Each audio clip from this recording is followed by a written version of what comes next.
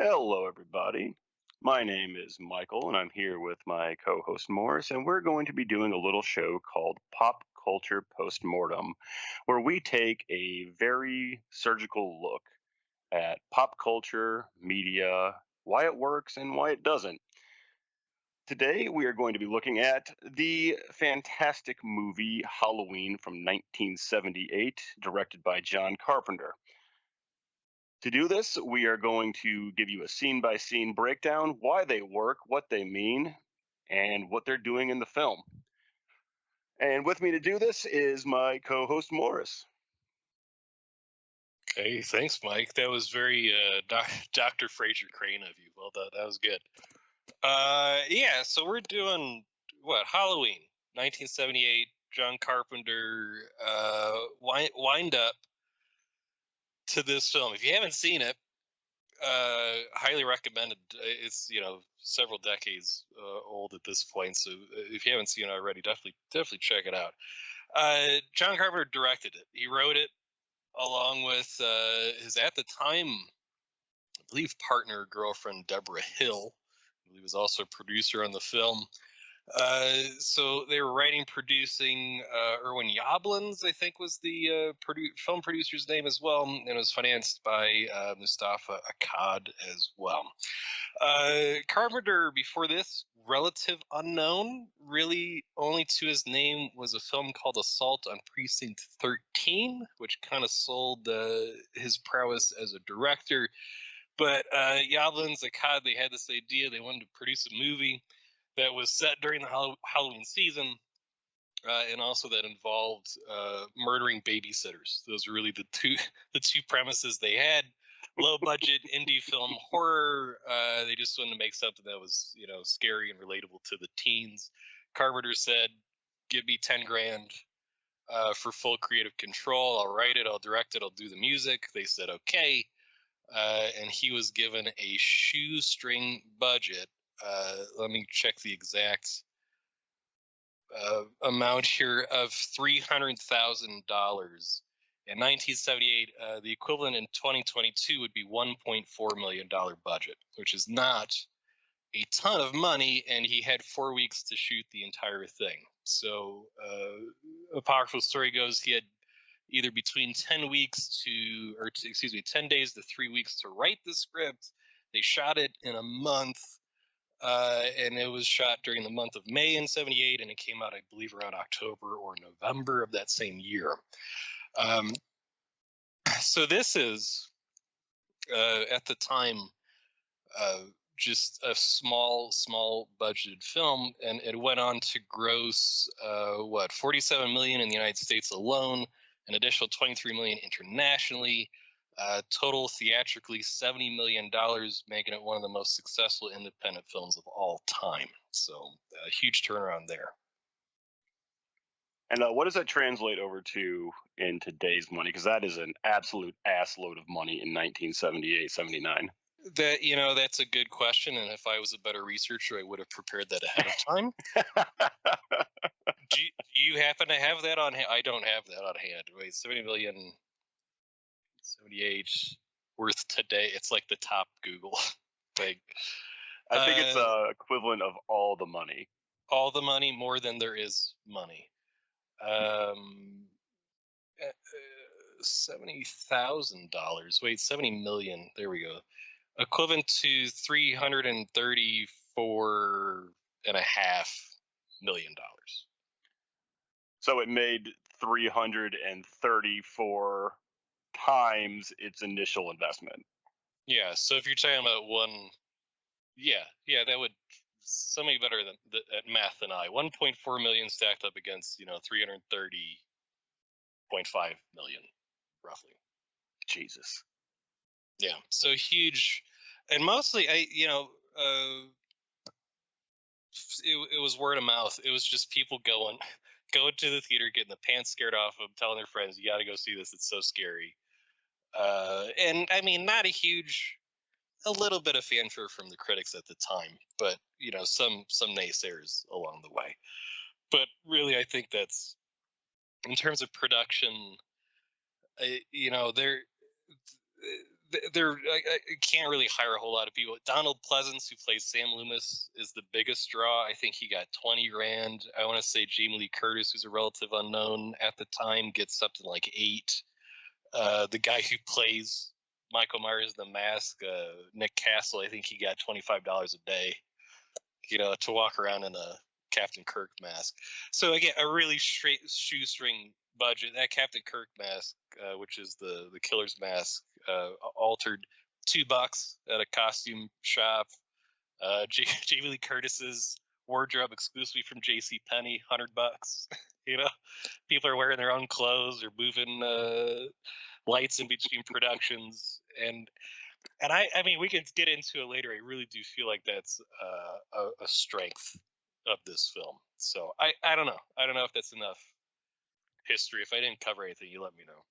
I know it's really good. I mean, you might know Jamie Lee Curtis before this from such groundbreaking roles as Girl in Dressing Room in Quincy M.E., or possibly Waitress in Columbo,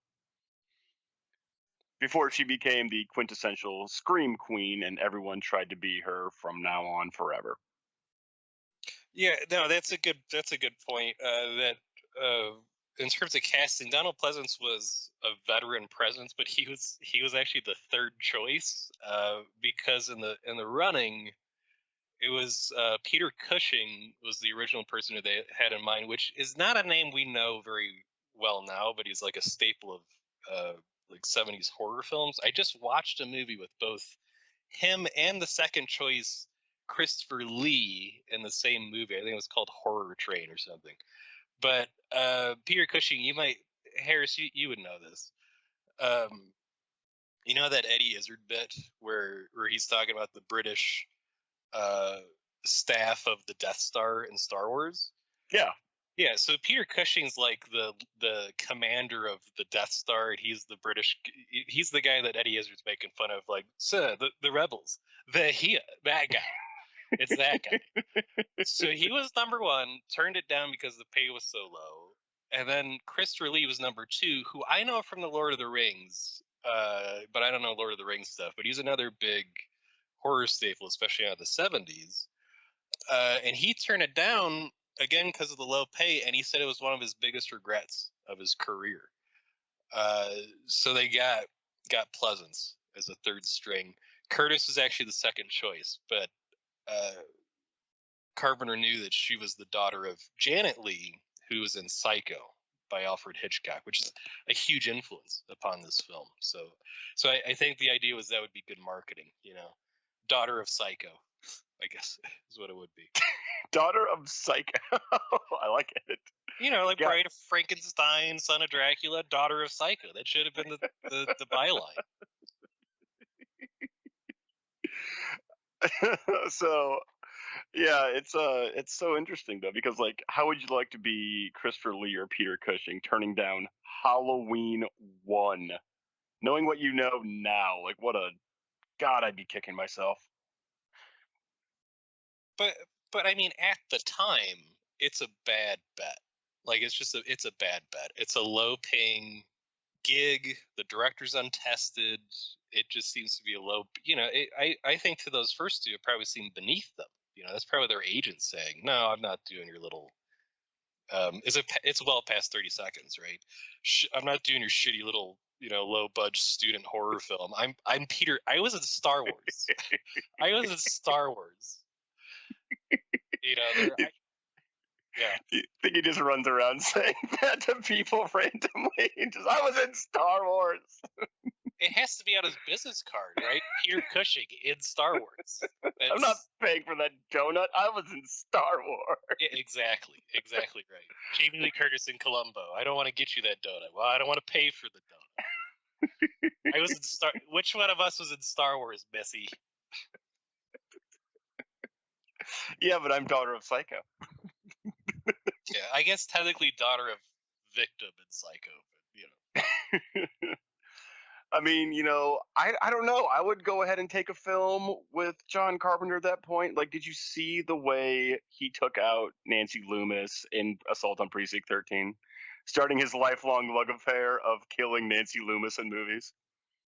Nancy Yeah, the actress Lansley, who plays Annie. Mhm. Annie Brackett. Yeah, no, yes. Nobody saw that film. No, nobody besides Erwin Yablans, I think, saw that movie. And I think John Carpenter maybe watched it once. I don't think he watched it. Even John Carpenter's like, I'm not watching that shit. Yeah, yeah. You know who watched Assault on Precinct 13 the most out of anybody? It was Annie Loomis, and she watched the whole. You couldn't rewind films back then. You had to watch the whole thing. It's like, I remember that time I was over in a movie. Oh, you're busting out the wrestling terminology already. I mean, it's a large part of my vernacular, yes. It's fine. It's fine. Okay, so is that? I mean, oh, all right. So the other things, I'll just interesting cast curios that I thought were funny. Yeah. I'll give you that one. Donald Pleasance, by the way, solid dude, as we all know. Actually entered World War II as a conscientious objector until the London Blitz, and then he joined the Royal Air Force, flew something like 41 missions over Germany, was shot down, captured in a prisoner of war camp, and he produced, directed, and acted in plays to entertain his fellow POW prisoners. I mean, it's in his blood, you know. And here I was just thinking he just got captured and kept making forgeries so the Allies could make a great escape. Like, he was that actual guy. Like, he was making, making passports out of jelly and stuff. Yeah, that was his thing. I just thought it's incredible. So I guarantee you, so they say it goes that you were talking about Assault on Precinct 13, that he took the job because his daughter, who was like a guitarist or musician, liked the score from Assault on Precinct 13. So that's why he agreed to do the movie. It's like his daughter knew that movie, and I have to assume John Carpenter did the music for that movie too. So that's the first one. Second one, Bob, who was the boyfriend of Linda, which I'll give you $100 if you can not look up what Linda, the character's last name is. Who's the third victim in the film. Bob is technically the second victim. He was originally slated to be played by the real life husband of PJ Souls, who plays Linda, which at the time was Dennis Quaid. So we could have had a Dennis Quaid Bob. Dennis Quaid Bob, huh?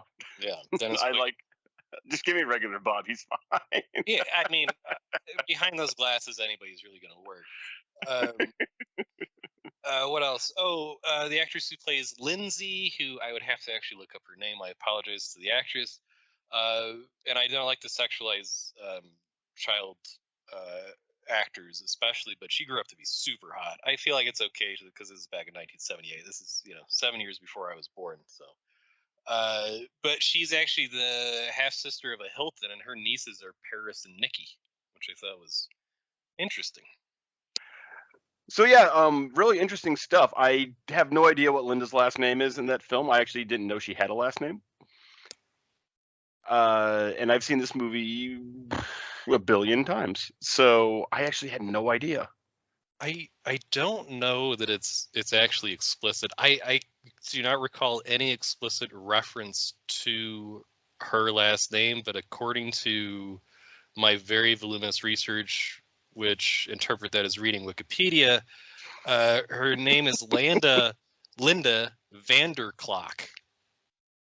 Vanderklok. Yeah, that's they're making that up. That's bullshit. There's no way. That's Wikipedia. I don't know. I don't know. Vanderklok? What? Maybe it comes from a different, like the reboots or something. I don't know. But okay, Kyle Richards played Lindsay Wallace. Last one. This one is one of my favorites. Morgan Strode, Laurie Strode's hapless father, who we see in a very badly voiced over dialogue for a split second, Peter Griffith, who happens to be the father of Melanie Griffith, if you know that actress. And there's a lot of family connections in this one, isn't there? Yeah, I feel like it's a pretty LA local, scene, which, as it should be, right? That's the Tinseltown, and also the reason why there's a bunch of desert and mountains in rural central Illinois. I mean, coming from central Illinois, I can tell you, the mountains and desert are just breathtaking. This, Yeah. in October, it's amazing. They did. So last production note on the setting, clearly shot in Southern California. Shot in May of 1978, had a hell of a time finding pumpkins during the spring. That was a very big challenge for them, and they, had to waste one by having dumbass Tommy Doyle fall on one. But they also had to reuse the same fake fall leaves from scene to scene. I would not want to be that production assistant who's got to spread the leaves, collect the leaves. I'm sick of the leaves, John. Sick of the leaves. I mean, for that budget, like, you have to reuse every single possible thing. Like, he can't afford a vacuum, so he's got to walk around picking them up by hand and moving them to the next scene. I'm surprised they didn't do the old Looney Tunes thing where, like, when Michael Myers is walking, it's just the same clip of it. It's like Scooby-Doo, or they just use the same clip.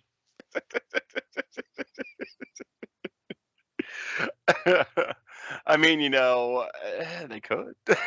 They're all very, very similar gait, very similar stride. The background keeps moving, right? Yeah, they could just use the background, like like the old westerns, where it's just the same, just the same background repeating. All right, excellent. Thank you very much for the background on the notes and the history of the production of this film. Super interesting stuff. Now, what's really cool about this is in this series, in Pop Culture Postmortem, we're mostly going to be focusing on why things are not good. There's a lot of bullshit in today's media, a lot of garbage entertainment. Let's just call a spade a spade. It's fucking bad. So, in order for us to actually tear into these things and show you how you look at art objectively, especially with horror and film, we need to go ahead and set the standard. And the gold standard for horror films is Halloween 1978. And we are going to explain why. Why this is the gold standard, why everything in this film works. And then in future episodes, when we're reviewing other stuff, we will talk to you about why that bullshit doesn't work. But for the meantime, we are going to look at the film of Halloween from 1978 from John Carpenter. And from that, we will set the bar and let you know where we are holding things up to. So our movie kicks off in Haddonfield, Illinois on Halloween night of 1963 as we see through the eyes of a heavily breathed child who is watching his sister, who is also his babysitter, getting frisky with her boyfriend as they run upstairs and have the quickest Halloween sex that's ever been recorded. Accordingly, apparently, our young killer takes umbrage with how quick this act takes and decides to get a knife and take care of business. And this is how our movie opens up. Later, we see 15 years later with our lovely Dr. Samuel Loomis and with Nurse Chambers driving to the Grove Sanitarium, Smith's Grove Sanitarium, where they are about to transfer the patient, Michael Myers. Dr. Loomis explains in a very somber, defeated tone why he has fought so hard to keep Mr. Myers locked up for so long. He's evil. There's nothing there. He's got the coldest eyes. So at this point that we pull into the sanitarium, and it is pouring down rain. It is dark, and all of a sudden, in such a beautiful shot, the headlights of the car swing, and we see that the inmates are outside of the walls of the sanitarium, and something has gone terribly wrong. To this point, that there's not much known going on, but a figure jumps onto the back of the car, attacks our nurse Chambers through the window, scares her out, and the person steals the car and drives off into the night.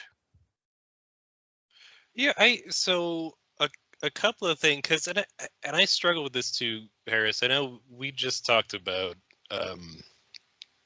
By the way, listeners, I know he introduced himself as Mike. I know him as Harris because I grew up with like a dozen Mikes, and so we had to distinguish them by surname. So I call Mike So many Harris. of us. There's so many Like, of us. just I don't know what was going on in early or mid '80s Central Illinois where everyone was named Michael, but well, and Myers, no less. I mean, Central Illinois boy Yeah. goes Late goes back 70s, early 80s. goes back to the '60s, doesn't it? Okay, so It's fucked up.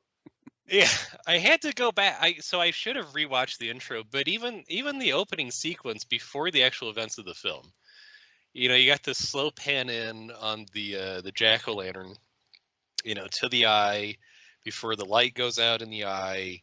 You've got that haunting.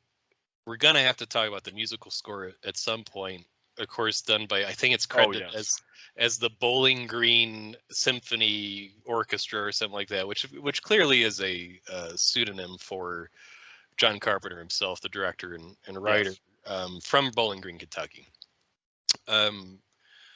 So you've got this thing going on, almost with that really weird children's chorus of something about Halloween night or whatever, and it has that little cowbell thing. It's silly. That's a silly opening, and you're right. I mean, cinematically, and this is the early days of Steadicam, where it's that slow pan in from that objective view of the Myers facade of the front house, and like you said, Harris, it slowly becomes apparent that this is not third person objective cinematography. This is first person. Like, we're somebody watching something. So you as an audience member are now firmly enmeshed in the events of the film, because you're seeing it through a character's eyes, right? Which is very unusual. And you're right. It's two teenagers going at it. Yeah, quickest sex on cinematic film history, I think. We'd have to check the record on that, but goes around the back, right? So we're all Steadicam, first person perspective. Grabs a kitchen knife. We've got some sort of satin felt sleeve. That, by the way, is Deborah Hill's small childlike hand, who's Carpenter's girlfriend and co-writer producer as well. Mm-hmm. So she grabs the knife, goes upstairs with the boyfriend's exited. Puts on the mask. I never put this together either, too. Is that the mask the boyfriend was wearing in Smooching on you can't see the motion I just made with my hand, but Smooching, that he's wearing a kid's clown mask.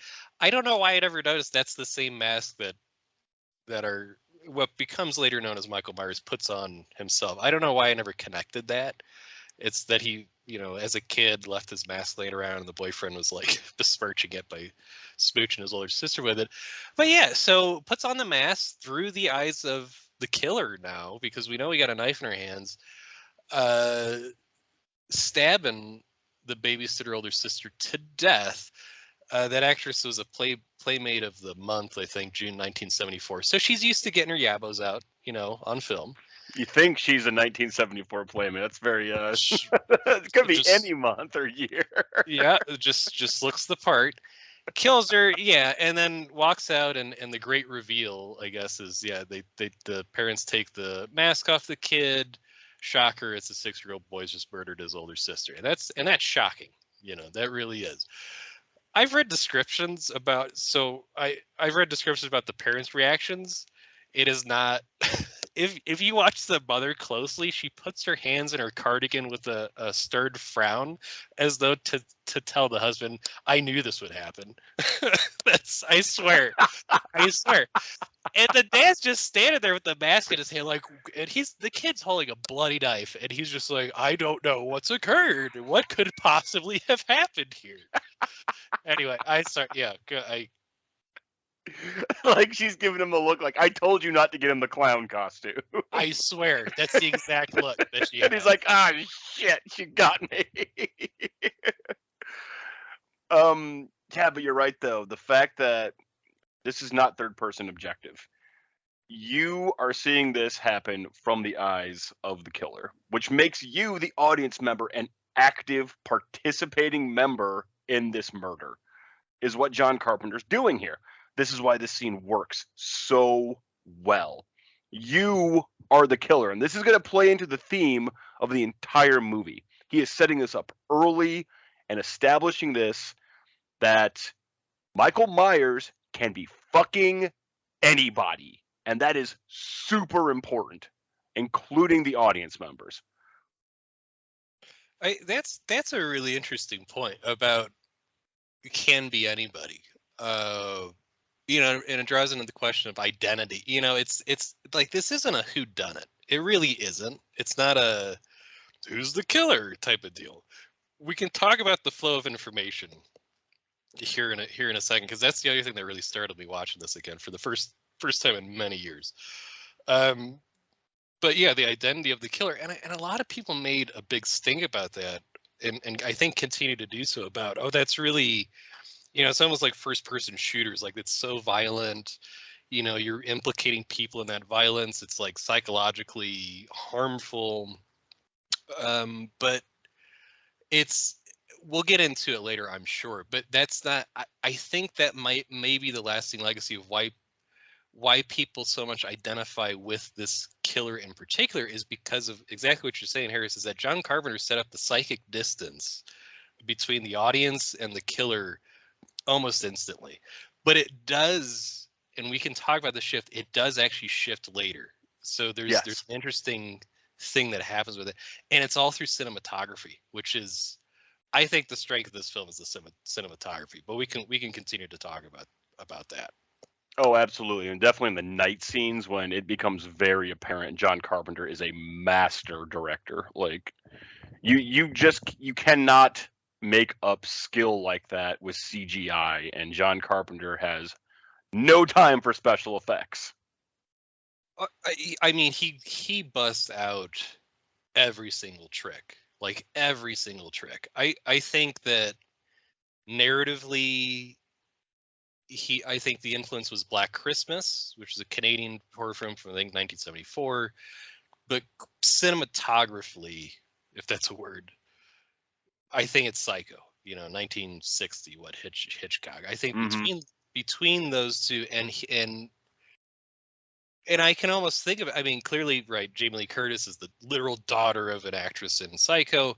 And I think about the stink they made with that film was the shower stabbing scene, where it's from the perspective of the victim, right?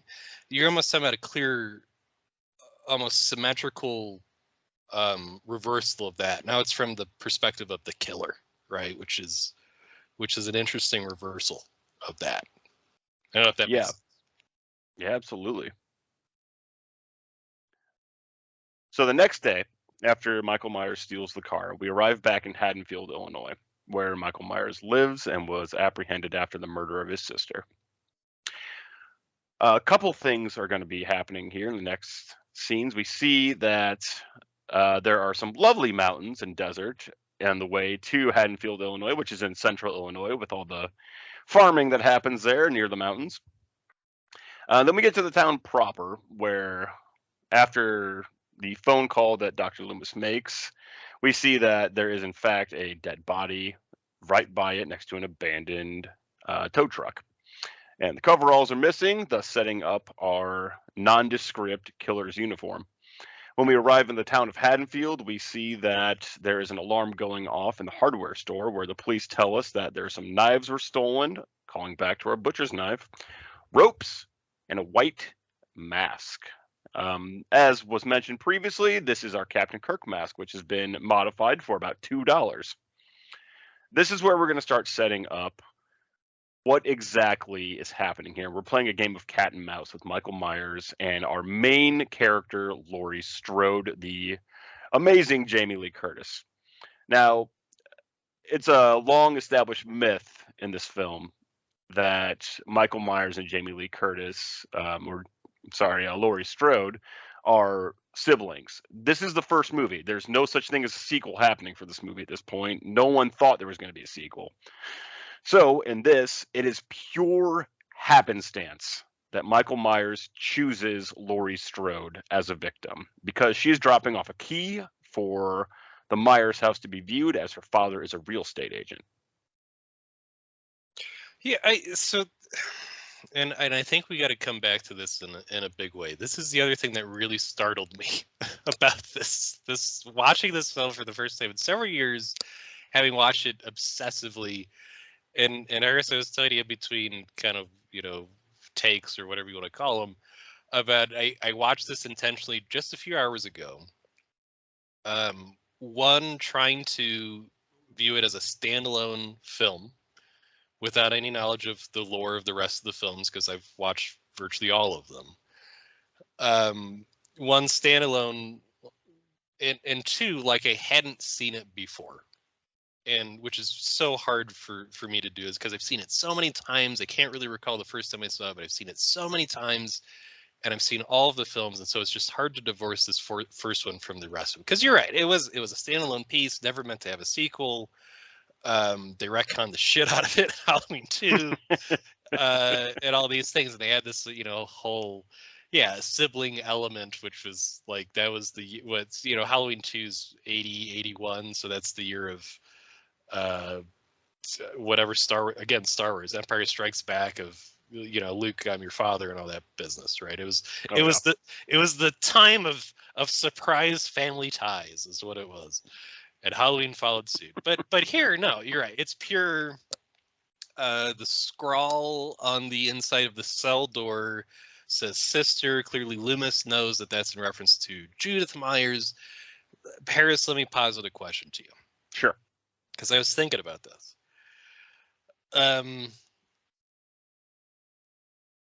Is it explicit when Loomis, and again, we don't even know Loomis's name in that second scene with the nurse? Nope, not yet. We don't know Loomis's name. When they're talking about him, is it explicit that they're talking about Michael Myers? They don't specifically state who they're talking about, thus playing into the theme of it could be anybody once again. Now, is it implied, right? If you were an audience member, mm-hmm. and you watched the film from the very beginning, you saw, Michael. I don't know that we even have the name Myers at that point, but if you see Michael as a child 6-year-old killer, hop to the next scene, 15 years later, you see this guy escaping. Would you automatically, even though it's not explicit, it's just implied or inferred, that those would be the same two people? Yeah, so that's a really good point. Like, it's very much implied, but this is where like the brilliance of Carpenter comes in. Since he put you in the shoes of the killer from the very moment the movie starts, he is implying, yes, we're talking about one specific person, but I'm going to start building the theme early on here. But yeah, that's a really good point. It is implied heavily we're talking about Michael Myers. And I think that's what I think that's the beauty in mastery of this film. Is, again, we talked about how it was a bare bones production. It's the minimalism in the storytelling as well. Like, I can't think of, aside from like the whole, we can talk about that you referenced and made mention of the Devil's Eyes monologue. We can maybe talk about that. I'm sure it'll come back up.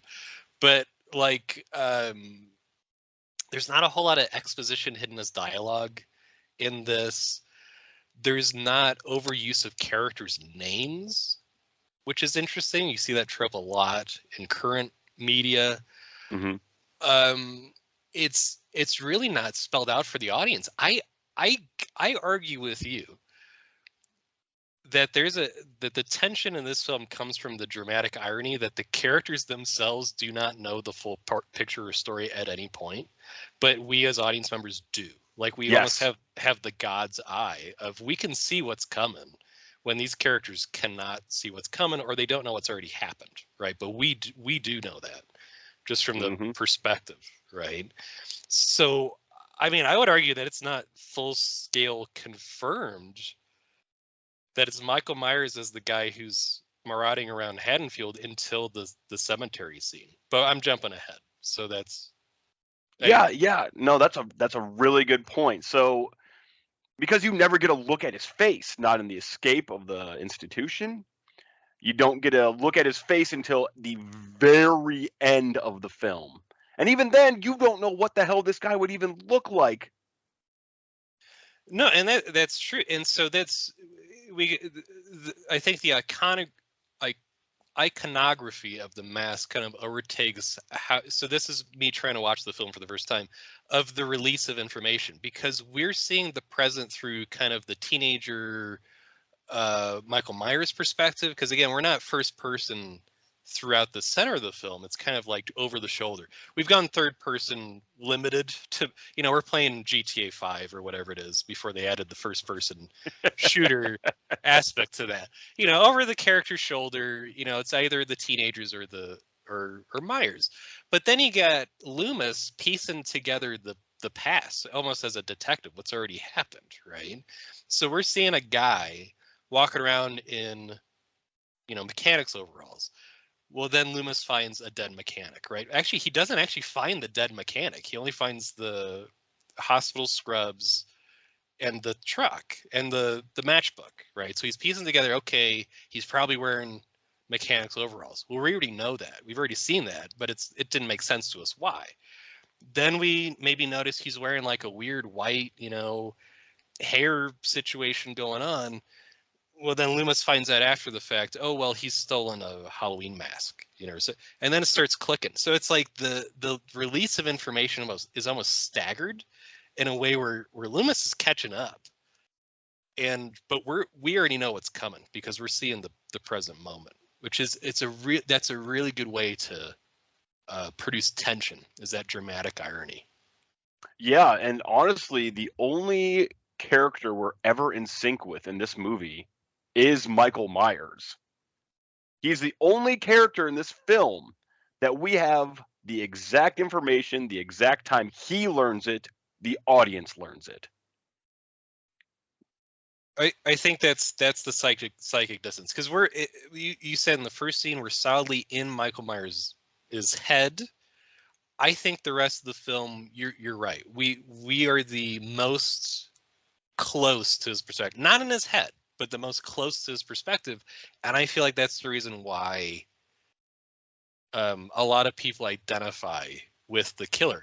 Again, I don't think it's because of the teenagers, and I don't think Carpenter was going for a moralistic statement. These characters, sure, they're annoying as shit, but I don't want them to die as a result. They just seem like average people.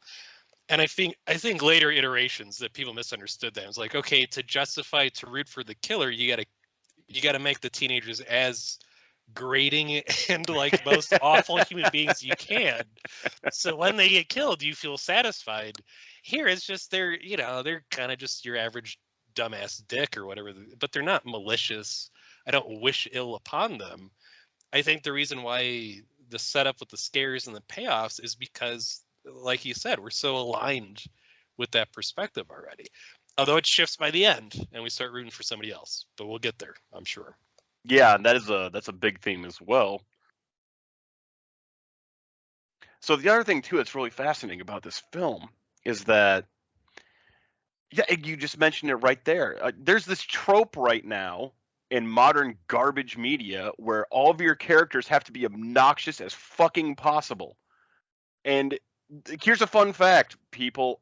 Annoying is not a character trait. It makes you a douchebag. It doesn't mean you should be a character portrayed in any kind of story. That's incredibly lazy. We'll get to that later in future videos. But, as Morris stated, we don't dislike these characters. We understand them. They're pretty average. They're just going about their day trying to do teenager things. And we don't have any problem with them. Where it gets really, really identifiable is in Michael Myers. And that's another thing that Carpenter's saying with this film is that one of the scariest things about Michael Myers is the fact that you do identify with him. That's terrifying to a lot of people. There's a reason in the credits he's known as the Shape. And there's a reason he uses a blank, expressionless mask. It's so you can project whatever you want onto it. It's whatever you want it to be, whomever you want it to be. But John Carpenter is firmly saying from the word go, you are capable of this. You have this inside of you. And that is a main point he is trying to make here. But as Maurice said, we are going to start rooting for another character very soon. And that's where catharsis comes in. Catharsis, ladies and gentlemen. It's a word we use to describe when something makes you feel good and pays you off.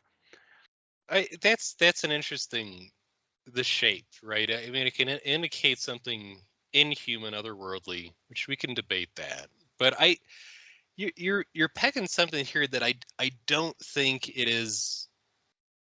Dear reader, insert yourself here. I don't think this is a Katniss Everdeen. I'm every teen girl, therefore you can insert yourself. Like that type of thing, right? Or every CW show ever, right? It's not. I don't think it's that. I really don't. No. I think it's what you're driving toward is that it's like Nabokov. It's like Lolita, right? Lolita is not trying to justify pedophilia as being okay. That's not the thesis of the argument. No. What it is saying I can make you sympathetic with a character who is otherwise unsympathetic, and it should make you feel uncomfortable. Like that's the tension there, right? And it's similar here. That there is the impulse in everybody, but at the same time there is a repulsion by same said thing. Yeah, and I completely agree with you on that. I guess what I'm trying to say, though, is that what makes one of the things Michael Myers so frightening is how identifiable he is. I'm not saying that everyone out in the world is a, completely blank, dead inside serial killer. What I'm saying, though, is that Carpenter's point is that Michael Myers can be anyone at all, you included. And that realizing that someone has a dark side to themselves is in itself terrifying. I guess that's what the whole point I'm trying to make is. No, I think that's accurate. I have to assume we're going to get into this more. It's the universality of this narrative. Like, I don't think the writing of this is great. I don't think it's fantastic. I mean, this is coming from John Carpenter, who let us recall is the same man who wrote the line, "I've come to kick ass and chew bubblegum." Now, is that a fantastic line? You goddamn right it is.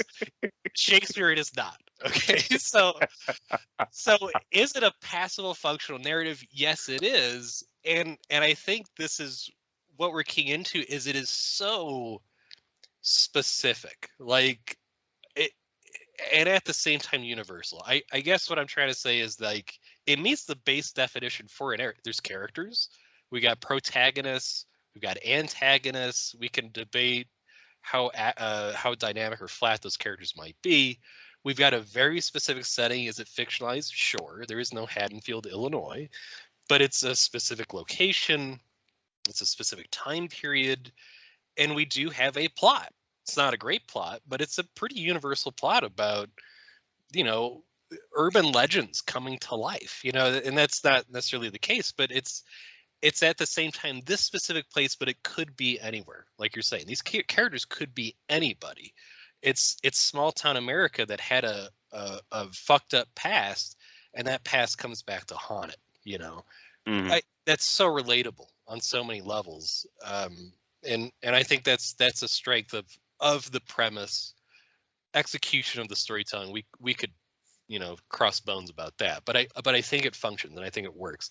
So a larger narrative reaffirmation of what you're saying about specifically the character of the shape, right? Specific but universal at the same time, which is very unusual. Mhm. Yeah, and it's one of those reasons, like, it's so unusual, and that's why the character is so beloved by so many people. He's one of arguably the best characters in a movie, not just horror, any movie. Just from how beloved this character is, and the funny thing is, he's a villain. He's got a huge body count. You're not supposed to like him. But yeah, that's what's so fascinating about this. And this is why this movie is a masterpiece, done for $1.4 million. After Laurie drops off the key to the spook house, or Michael Myers' house, she starts walking down the street singing "Just the Two of Us." While she is doing this, all of a sudden we see cut in the silhouette of our main antagonist, Michael Myers, with a iconic over-the-shoulder shot watching Laurie walking down the street. This is when Myers starts to really hone in on Strode and her friends. And this is where things start to get creepy and they start building the tension throughout the film. Several scenes go by where Myers is just there, watching, not moving, staring. The most iconic one of these scenes is when Laurie is in class and listening to a lecture on fate. She looks out the window and Myers is there just staring at the building in proper creepy fucker fashion. And then she looks back out after speaking to her teacher and he's just gone. And we were just talking about this off it's off screen, I don't know what. In preparation of doing this recorded. So that particular scene, the school scene, struck me because Zoe's so spooky about, he's there and then he's not there, and I think that's the first glimpse you get of just like the head on mask, but it's from a distance, so it's like kind of spooky. You're kind of like from a distance, like, hey, that kind of looks like fucking William Shatner, Captain Kirk, standing back there. And I would shit my pants if I looked out the window and Captain Kirk was just standing there. Oh God, yeah. I mean, can you imagine? So I guess the apocryphal tale, or it might be verified, I don't know, that John Carpenter said, well, I'm glad they spray painted it bluish white and made the holes bigger, because otherwise you'd have kids, checking their closets for William Shatner, which is legitimate. Also, okay, so you're talking about the Illinois thing. That station wagon rented for 2 weeks it was an actual government sanctioned Illinois vehicle, rented for 2 weeks and then returned and was sold on auction, and it rotted in a barn until the owner rediscovered it and like restored it. So the whole thing, this whole film, Harris, the only fucking thing actually from Illinois is that station wagon. So they were real proud of it. And they had to film around it because they only had it for 2 weeks out of the 20 days they were filming over 4. So that was probably the star of the film, was that fucking station. Just the fucking fact that movie was shot in like 20 days on like a 1.4 in today's money budget is fucking mind blowing. I know. You can't buy that decal and slap it on a station wagon. You gotta treat that with reverence. Anyway. So yeah. After. Yeah. So after Laurie sees Myers disappearing, just kind of poofs off into the air, we see that a very interesting fact about Michael Myers, before all the shenanigans start to happen proper. Myers is walking down the street, and he sees some children playing pranks and being little douchebags like children do. One of them just completely ruins Mr. Doyle's pumpkin and then runs off and plows dead on into Myers, and Myers just kind of grabs him like, you little shit, and then just stares at him and just lets him go. And this is really important because Michael Myers doesn't hurt kids. He doesn't touch kids. He will kill anything and everything else as long as it's not a child. So this is a really interesting characteristic of him, because we'll see later that he's got no qualms about taking out animals. But like at some point, like around the 16 mark, he's like, "You're fair game now." Which it'd be interesting to see like how that works with him. But yeah, Myers does not harm children, which is fascinating. Which means he does have some kind of code. I don't know if there's a what were you referring to by 16 or so? What is that in reference to? That Well, you're a does he? teenager now. Now you're fair to be killed. I see. I didn't. My mind is so literal that I thought you meant by Halloween 16 he starts killing kids. So, but I was like, I don't know if they actually got that number yet. But that'd be fascinating. I guess there's an yeah, what's the explanation there of this? Might be a good circle back. I don't know if my brain works correctly or not, but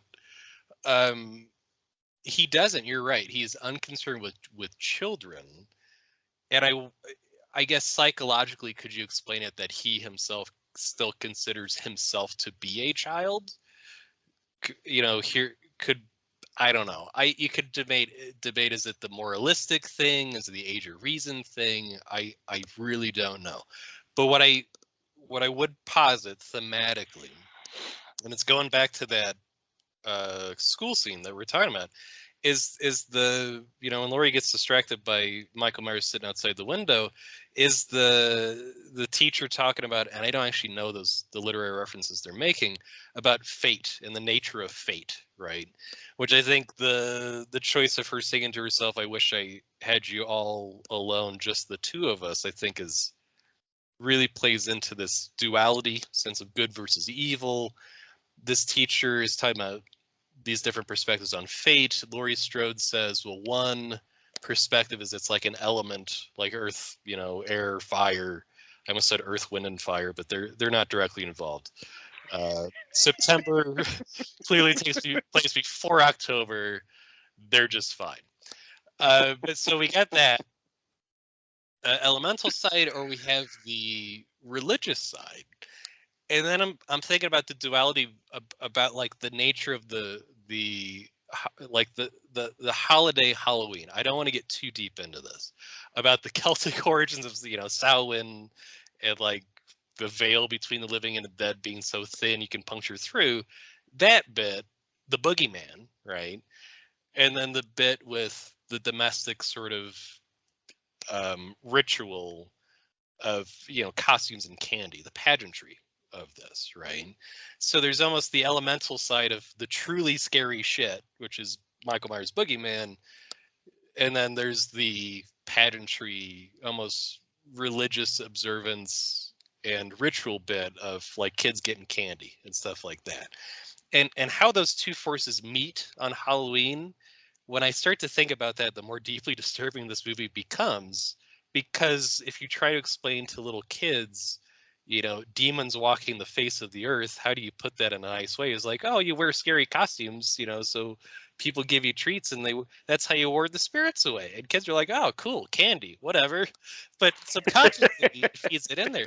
But if you then reverse that, where you've got a full-grown man wearing a Halloween costume, and his trick or treats, the treat involves you getting stabbed to death.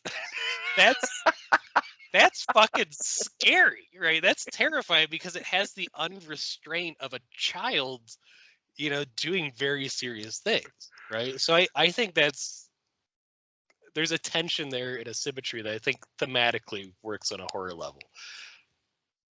No, you're absolutely right, and I think that's one of the points that Carpenter makes, is that if Myers is still a child inside, and everyone was a child at some point, I think this is the point he's making. Children are capable of unimaginable cruelty. And I think that's what he's been saying the whole time, is that you are capable of this stuff. This is why it's so scary. It's holding a mirror up to the viewer. But But we're going to get into that in a little bit here in a second, because we're about to dive into the other major theme of this movie that no one ever talks about, and that is doubt.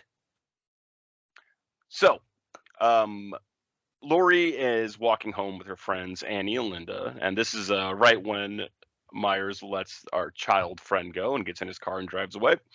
And he continues to do some more stalking, like, Myers gonna stalk. That's what he do. So Lori notices at this point that she's being followed. And she's trying to explain to her friends, someone's fucking following me around. And they give her the old, nuh-uh, and no, they're not. They essentially gaslight this poor girl, telling her she's going crazy, telling her that it's part of her imagination, she's just worked up, blah, blah, blah. Pretty much telling her that you're not correct about this, even though damn your lying eyes. This is going to be a running theme in Pop Culture Postmortem of toxic positivity, and John Carpenter's illustrating it very well in 1978, everybody. Toxic positivity. Someone is telling you something fucked up is going on, and they say, "Get in your face." No, it's not. There you go. We're going to see the same thing play out with Dr. Loomis later as well, where no one fucking believes him. No one, except for Laurie Strode, and even then, no one believes him until it's way too goddamn late. Anyway, I digress. So, Laurie walks home, and she gets ready to do her babysitting job with Mr. Tommy Doyle that night. We get more stalking, more creepy.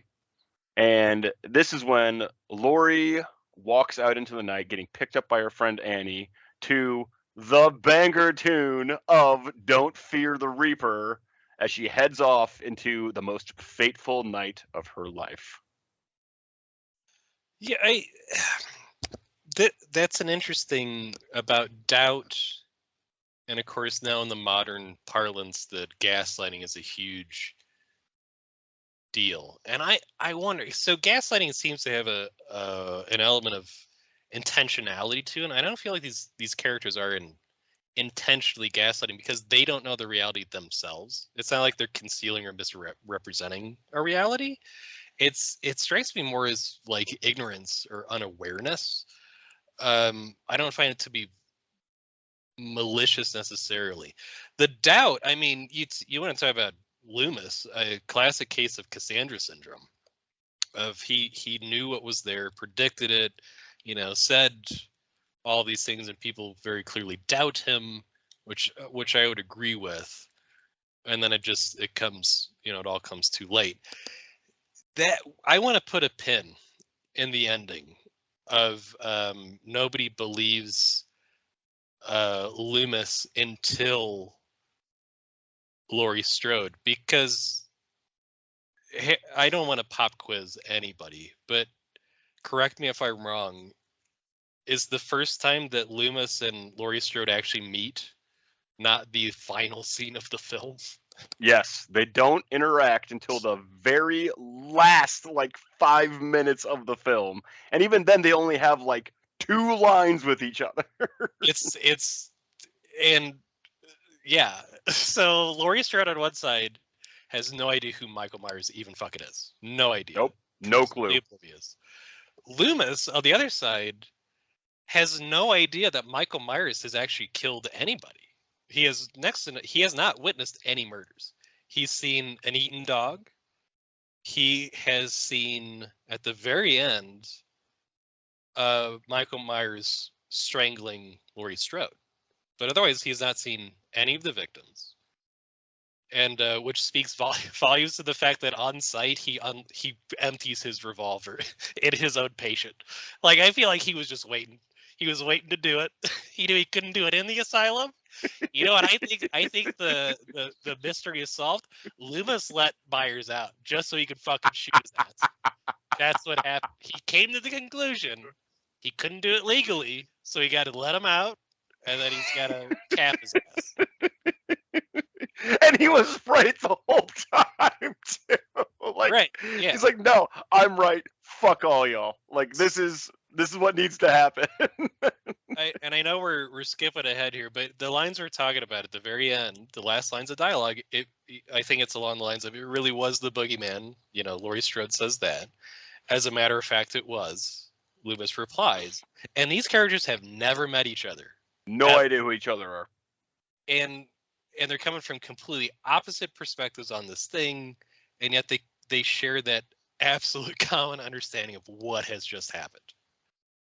So it's a bizarre. That's just such an so watching it again, it's weird how we get to that moment, and it makes total sense. I don't know how that works. Yeah, absolutely. And it's exactly like you said. Like we'll get there because the climax of this film is fucking incredible. But yeah, like the other thing too is that the other point I want to make about with the Michael Myers and Laurie Strode thing. Laurie Strode just happens to be at the wrong place at the wrong time. And that is another thing that's fucking terrifying, is that she didn't do anything to earn this. She didn't do anything to deserve this. She was just a high school student going about her day, doing a favor for her dad, and this gets her marked for death by a psychopath. That is another theme of this film, is just, that's one of the things about horror that works very well, is just a situation being outside of your control. Yeah, so a couple of notes there. Musical score, before of course the iconic "Don't Fear the Reaper" by Blue Oyster Cult plays, which I think is thematically correct. Fun fact that the initial song, when she gets in the car, it sounds like Shana Na to me. It's some like bullshit, like not surfer, but that weird time when they were like, there was a 70s throwback to like doo-wop or some shit. But that's actually a song by Carpenter and a group of his friends in a band called the Coupe de Villes. So that's a John Carpenter original too. Also, God damn it, Carpenter. I know. I didn't know this either. This is the other production note I forgot about. Paul, right? Annie's Paul on the phone. Yeah. That's Carpenter. It's Paul. He's really. Yeah. God, that budget was so tight. He did everything. He's the Orson Welles of his day. Okay, so we were just talking about. What was the other note you were just talking about before the music thing? What were you just discussing? I'm sorry. We talked about doubt, random chance being the enemy of Laurie Strode, fate, and he doesn't harm children. So the arbitrariness, right, of this, and I think that's again that dramatic irony. And the end. I know we're gonna get to the end of this film eventually, but you just know it's like Michael Myers, the character, comes in like a supernatural force, fucks everybody's day up, and it is just one day, but it's gonna fuck their lives up for the rest of their lives. And I know on Halloween 2 they try to retcon it, they try to explain it away, or like justify why this random thing would have happened to make it not so random, and they try to like deal with the psychological aftermath of an event like this. But it is like in this, literally without a tomorrow, there is no All Saints Day. There is no Halloween 2 at this point. In the moment, it is just a random act of terror that these innocent people got caught in the crossfire of. It was like a perfect storm brewing. I don't think the dark stormy night of a deranged urban legend escaping from an insane asylum and coming home. I think that's an intentional thematic foreshadowing, right? Yeah, absolutely. And that's, again, like, that's one of the things that makes this movie so good and why it works so well. They don't give you shit to explain why.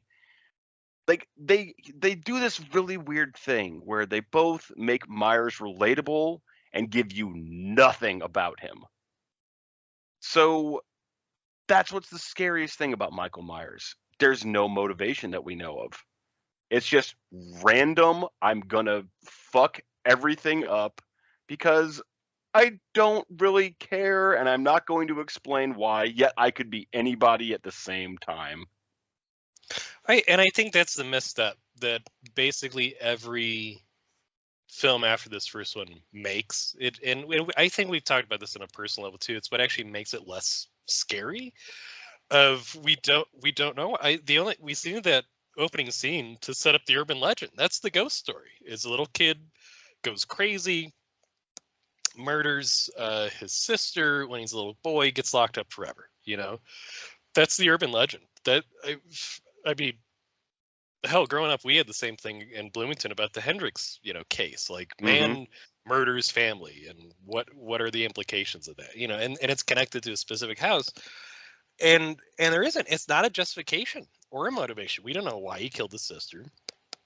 We don't know why he continues to kill. There is no reason why, which is even more scary than if you try to say like, oh well, cult stuff, or like because he did it before and he's got a weird thing about sisters, and it turns out it is actually his sister, or whatever the fucking case. Like, as soon as you try to explain it, he was abused as a child, as soon as you try to explain it away, you instantly take away the power of that character, which we skipped over, or I think we haven't gotten to the graveyard scene where he digs up his sister's tombstone. I was actually going to talk about that in a little bit here, Okay. just because of like the absolute hossishness of this man to do such a thing. But yeah, we'll get to that in a second. But yes, Okay. you're right. During the day when Dr. Loomis is making his way through Haddonfield, there's a report of a missing tombstone, and it's Judith Myers' tombstone that's been taken. This is when Dr. Loomis first is like confirming that no, he's here. Like, I was right. My patient is here. I fucking knew it. He's here. Here's what's another horrifying thing about Mr. Myers. He's a 21-year-old man at this point, just deadlifting a slab of granite out of the fucking ground and walking off with it. Like, the term sleeper build gets used a lot when talking about people who are incredibly strong. Looking at him, he is not that big of a guy. But we're going to see he has some insane, crazy strength coming up. And this is the first indication that no, he's a very, very real physical threat, with or without a knife. This guy is dangerous as hell. So this scene works really well because it sets up those two things. One, confirmed it's Michael Myers. Two, this guy is fucking dangerous. So yes, but I was going to talk about that, but you're right. I kind of went out of chronological order, so I give you points for that. I'm sorry, I didn't mean to jump. I wanted, again, the production notes. I forget them, and then I want to skip ahead to those. So so we're talking about the urban legend stuff, and that's with the groundskeeper, right? He says, "Oh, I heard this other thing in this other town about the same exact type of deal." It's reinforcing the urban legend, come back to life, right? Type of deal. Because that's exactly what Loomis says when he's seen the tombstone missing. He says he came back home, right? Confirming his suspicions, but also, yeah, that's a tagline for the film. The night he came home. Mm-hmm. It's that's building up that whole thing. So I hadn't thought about this the display of strength that actually recontextualizes the scene entirely. But the groundskeeper, I wanted to talk about the groundskeeper. So other production as we get to Nick Castle, who went on to direct some of my childhood favorites, such as Dennis the Menace and also Major Payne, starring Damon Wayans, which is Nick Castle, of course, was the person playing the Shape, which John Carpenter gave minimal direction to. He told Nick Castle, because Nick Castle would be like, oh, what's my motivation? Again, this is the guy who's making $25 a day. He's like, what's my motivation? And John Carpenter says, your motivation is to walk from one scene marker to another without acting. That's and he did it. Except he gave him one note. Nick Castle said, John gave me one note. He says, when you stab Bob through the chest with a knife, which we'll get to that scene, he said, make sure you look at him afterwards like you're examining a butterfly collection, which that changes the entire mood of that scene for me. Yeah. And also Jamie Lee Curtis, direction-wise, said that, so her and John Carpenter set up a fear meter, and she had a certain, we can talk about this too, she had a certain level of volume for her voice and facial expression for each level of the meter. So he would say to Jamie Lee Curtis in a producing, okay, the fear level is 4 here. So get your 4 volume and your 4 face on. And then, if it was a different scene, you'd say, okay, this is a 9.5 fear meter. So get your 9.5 voice and 9.5 face on. So I just thought that was funny. Anyway, circling back, the groundskeeper is Toodles. He's adult Toodles in the early 90s film Hook. Yes, this is Shut the fuck up. No, he's not. Yes, he is. So when Pete, I'm going to try to do my best Robin Williams. He says, "Oh, he really did lose his marbles, didn't he?" And the fat kid goes, "Yeah, he sure did. He lost them good." That's who they're talking about. Is the groundskeeper for Halloween was adult Toodles. Oh my god. That's awesome. I want to stipulate that we can cut this out too. That was not a black kid voice. That was a fat kid voice that I was doing. So it wasn't racist. It was body shaming. Oh no, I'm leaving that in. That's staying in. All right. But no, you're absolutely right about that though. There's so much to talk about with this film, and God, it's so hard to stay on track and stay chronological because God, one thing leads to another thing so quickly that you want to go through because it's so good. So yeah, I totally get it, but it's like, like you're talking about the Bob scene, and I'm getting too excited. I got to calm down. Well, there's callback. It's just, this is a film that echoes. It's got callbacks. It has symmetry is a huge deal with it too. So I don't think it's not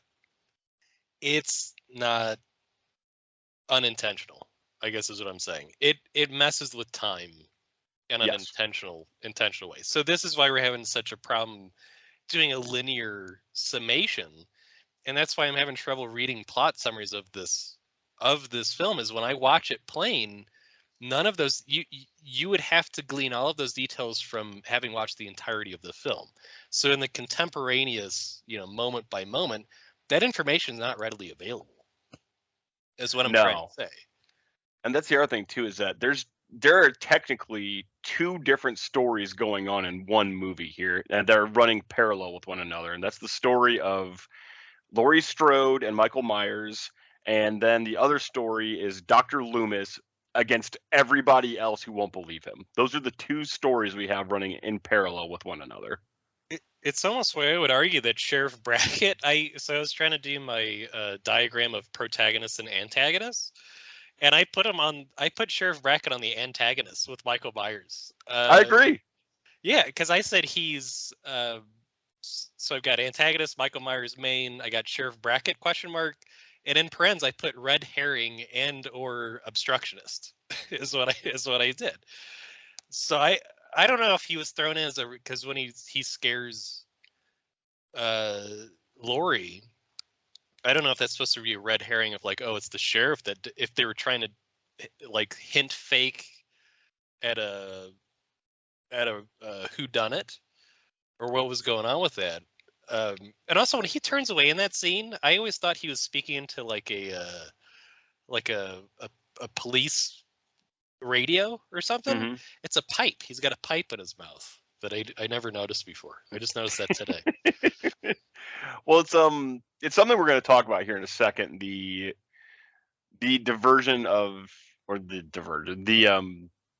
distraction method that Carpenter is going to use for some specific scenes coming up here. He's going to take what your expectations are and he's going to tweak them enough that it's going to start messing with you. So, like you said, like he plays jokes on the audience. Like he gets you comfortable giving you all the information while the characters don't have all of it. And then he starts like slowly pulling that rug out from underneath you. So this is again another reason why this movie is so good and it works so well. Our next set of scenes involves Michael Myers now going to go full on stalker murderer mode here. Annie drops Laurie off at the Doyle's house and then goes across the street to do her babysitting job with Lindsay Wallace. Annie and Laurie speak to each other on the phone for a little bit, just kind of, saying what a normal night's going on, but it's not normal because as this is going on, Tommy is looking out the window at a man just staring at Lindsay's house. And he knows something's up here. And this is our third instance of doubt in this film, where he sounds the alarm, but Laurie doesn't believe him this time. So she doubted herself and her own red flags, and now someone else is throwing them up, and she's not believing them either. So 3 instances of doubt. So some stuff happens. Annie goes to make popcorn, and she spills butter on herself, which is her cue to get undressed and go to the laundry room to get her clothes cleaned. And now this is one of the situations. This is the second time where John Carpenter is going to mess with our sense of what we expect to happen. So Annie is outside the house because she's going to the laundry room. She can't get back in, and so she gets stuck trying to get back in. And this is when we firmly expect Annie gonna get got.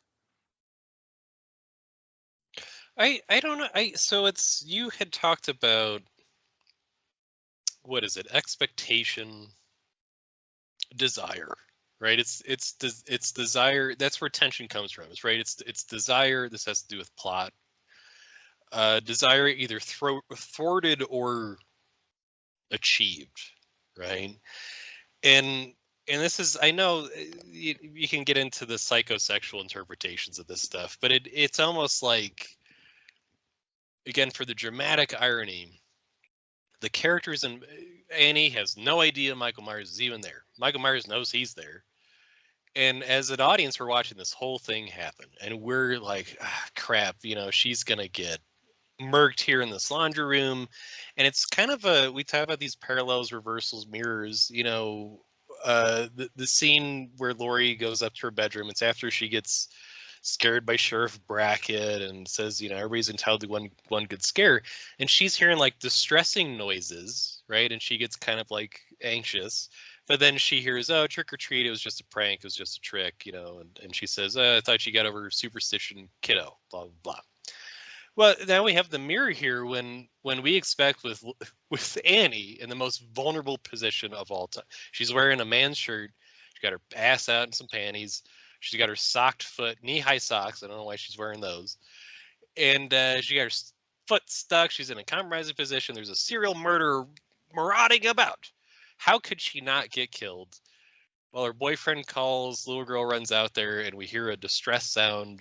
We assume it's Annie getting murdered, and it's not. She's just uncomfortable, right? So it's that thwarting of expectation. The joke is on us as the readership, right? Or as the viewership, I should say, the audience. Annie has no idea what's going on. Lindsay has no idea what's going on. Michael knows what's going on, but it wasn't the right moment, right? And so we got faked out by that. And that's a prank. That's a prank on the audience, right? That's a false. There's not even a jump scare in that. I mean, there might be that the presence is there, but we fully expect that to happen, and it's a delayed gratification, right? I don't want to link up violence and sex too much, but it is a little bit of that extending the tension, for a bigger payoff, Right. We're not going to give you the cheap thrill now. We're going to wait a little bit. So it's doubly good once it because we already teased it. You want it more, right? Yeah, also, like, this is something that modern films could learn a lot too. In this scene, there's no big swelling of music that is just telegraphing the punch in the face of something just jumping at you and being loud. That's not what horror is. This is a perfect example of what actual horror is. It's building up tension, tension, tension, tension. And then when a weird twist happens, when she doesn't get murdered, there's no catharsis, which means that tension is just a ball in your chest now. Now we've moved into suspense, and it is very, very uncomfortable knowing that, oh shit, this fucking guy he's somewhere. We don't know where. He had the perfect chance to just get rid of her, and he didn't take it. So things aren't making sense at this point now because well, wait a minute, what? And there's no jump scare. So you have to keep in mind the people that first saw this film in 1978. There was no loud, obnoxious jump scare fad that's been what horror movies have been for the last 10 years. That shit didn't exist. They were just trying to figure out this film. What is going on here? And so it's why it plays perfectly to what we're going to talk about in a second. But you're absolutely right.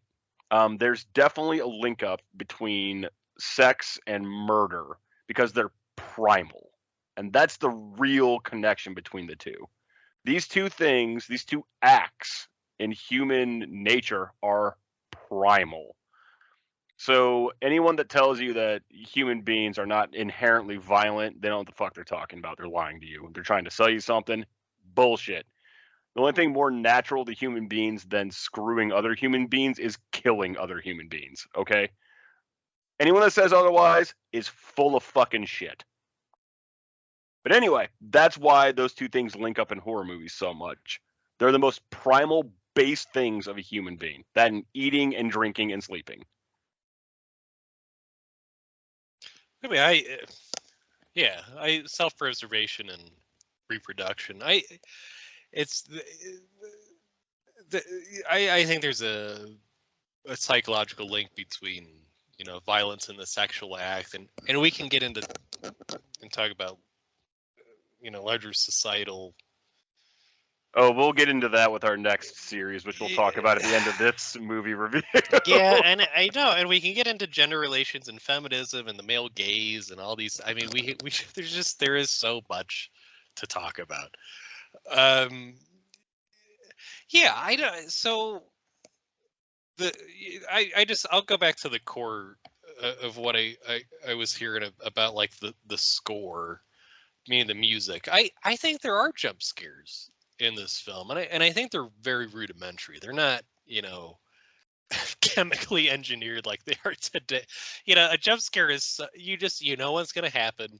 It happens typically when you expect. They might fake you out here and there, but you're right. It's got it has the wherewithal to know exactly what to do when. I feel like that's kind of being pioneered in this film. The score is minimal. It's so minimal. It's done by one guy.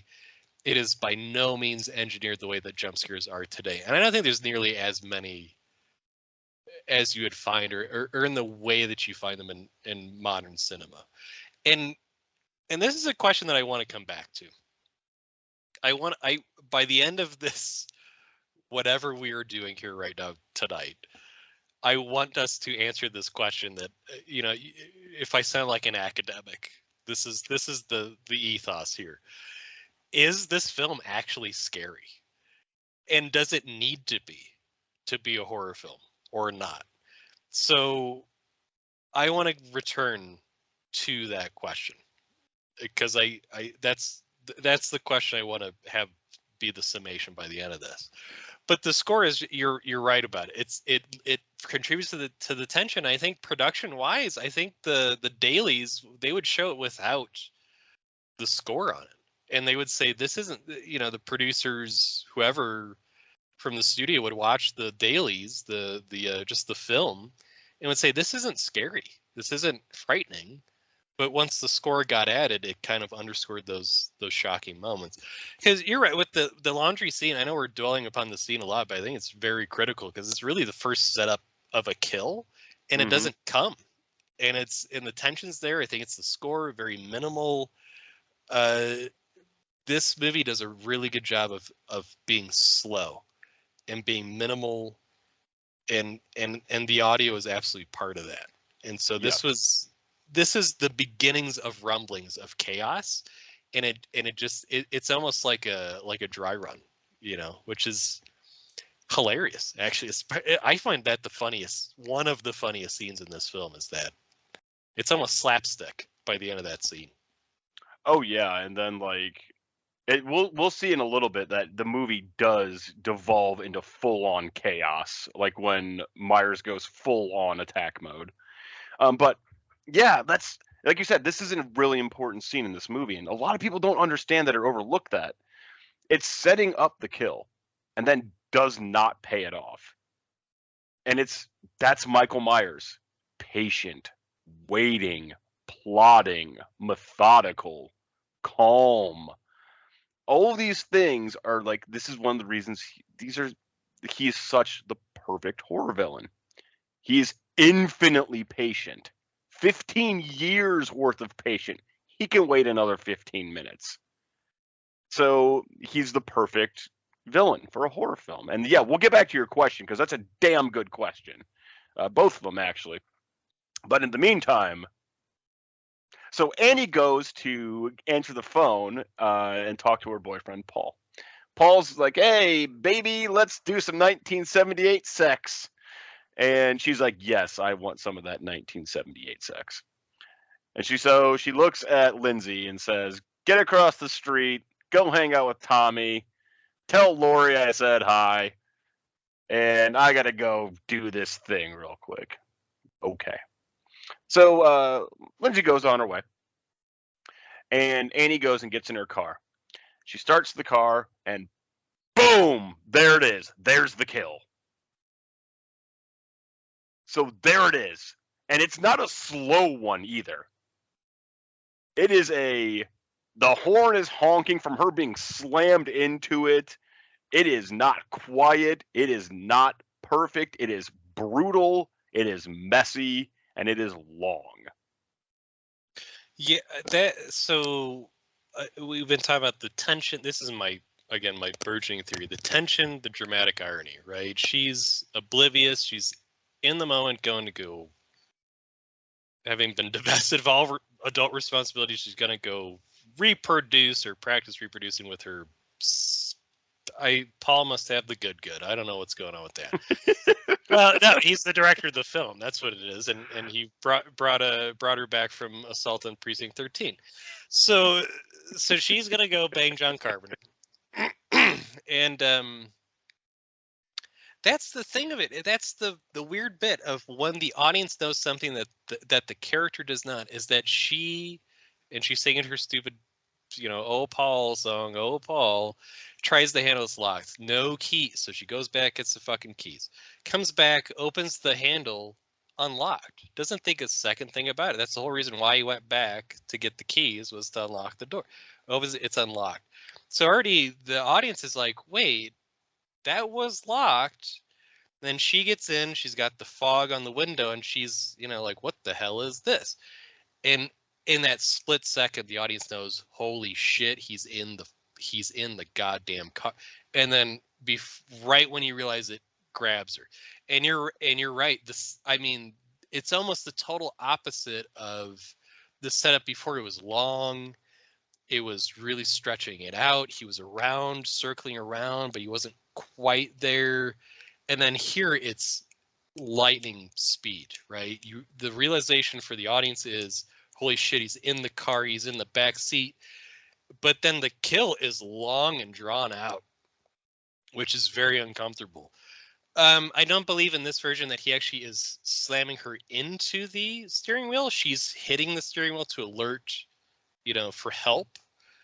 But it's strangling, which is we always associate stabbing with Michael Myers, but he does actually strangle a fair amount in this film. And he does both in this one. Hand-to-hand strangling. You hear the noises of both his heavy predation breathing and his choking, and then finishes with the knife strike, and again that nice soundtrack hit there too. I love the fact that I didn't have to over-explain the scene because I knew you would pick up exactly on the pieces that I left out for you to do it. So I give you a thumbs up for that, my man. I don't know what you're referring to. I don't know. You'd have to explain what you played the prank on me. I don't know, man. Yeah, because that's just the thing is that. So this is a demonstration of what we're talking about here, right? In the scene, the character does not even think about something's wrong here. It's so easy to move by it and not even think about it. As a viewer, I doubt someone who saw it the first time really picked up until they saw the fog on the window, like, oh shit. But the tip-off is that the door's unlocked now. Now, there's always going to be questions. How the fuck did he get in that car, right? Was he already in the car and he locked the door? And that's where, that was his signal that, ha ha ha, got you now. Is he like a spider setting a trap? Something like that. But, that's exactly it. Carpenter gives you two clues as to what's happening. One, that door is unlocked. Now, anyone paying attention, and a character in the film is what I'm talking about here. You go to open a car door, like, shit, this thing's locked. I got to get my keys. You go get your keys, and you come back, and the door's not locked. If you are an attentive person, does that not just stop you dead in your tracks and say, nope, absolutely fucking not am I getting in that car. See you later. Like, your alarm bells would be ringing all over the place at this point. So he gives hints like, yeah, brace yourself, it's about to happen. And then he gives you another one. But by the time you piece it together, it's too late. So yeah, that's an excellent point you made there. But if you're, a horny teenager when your brain is flooded by hormones and you can't really think straight or string together cohesive thoughts aside from I want to go get off with my person of choice, you might be a little bit distracted by that if all you're thinking about is potential fucking and that's your MO. Yeah, you might miss those tiny details. I mean, Paul does got the good from what I hear. So some noise gets made, and some time passes by, and this is when things start picking up in the film. This is where we're going to go into Michael Myers is a superhuman mode. So Annie is no longer of this world any further, and this is where our next scene picks up, where Bob and Linda of any you know the reference? You know who uses this as a reference? Bob and Linda of Bob's Burgers? Bob's Burgers, yeah. Is that intentional? Yeah. No way. Yeah. Okay. Bob and Linda? Like, that's way too... I don't believe it. I don't believe it. Do you believe her name is Vanderklok? No, I don't believe that either. I have no idea where that came from. Well, Bob's a chef. He gets killed with a chef's knife. I don't know.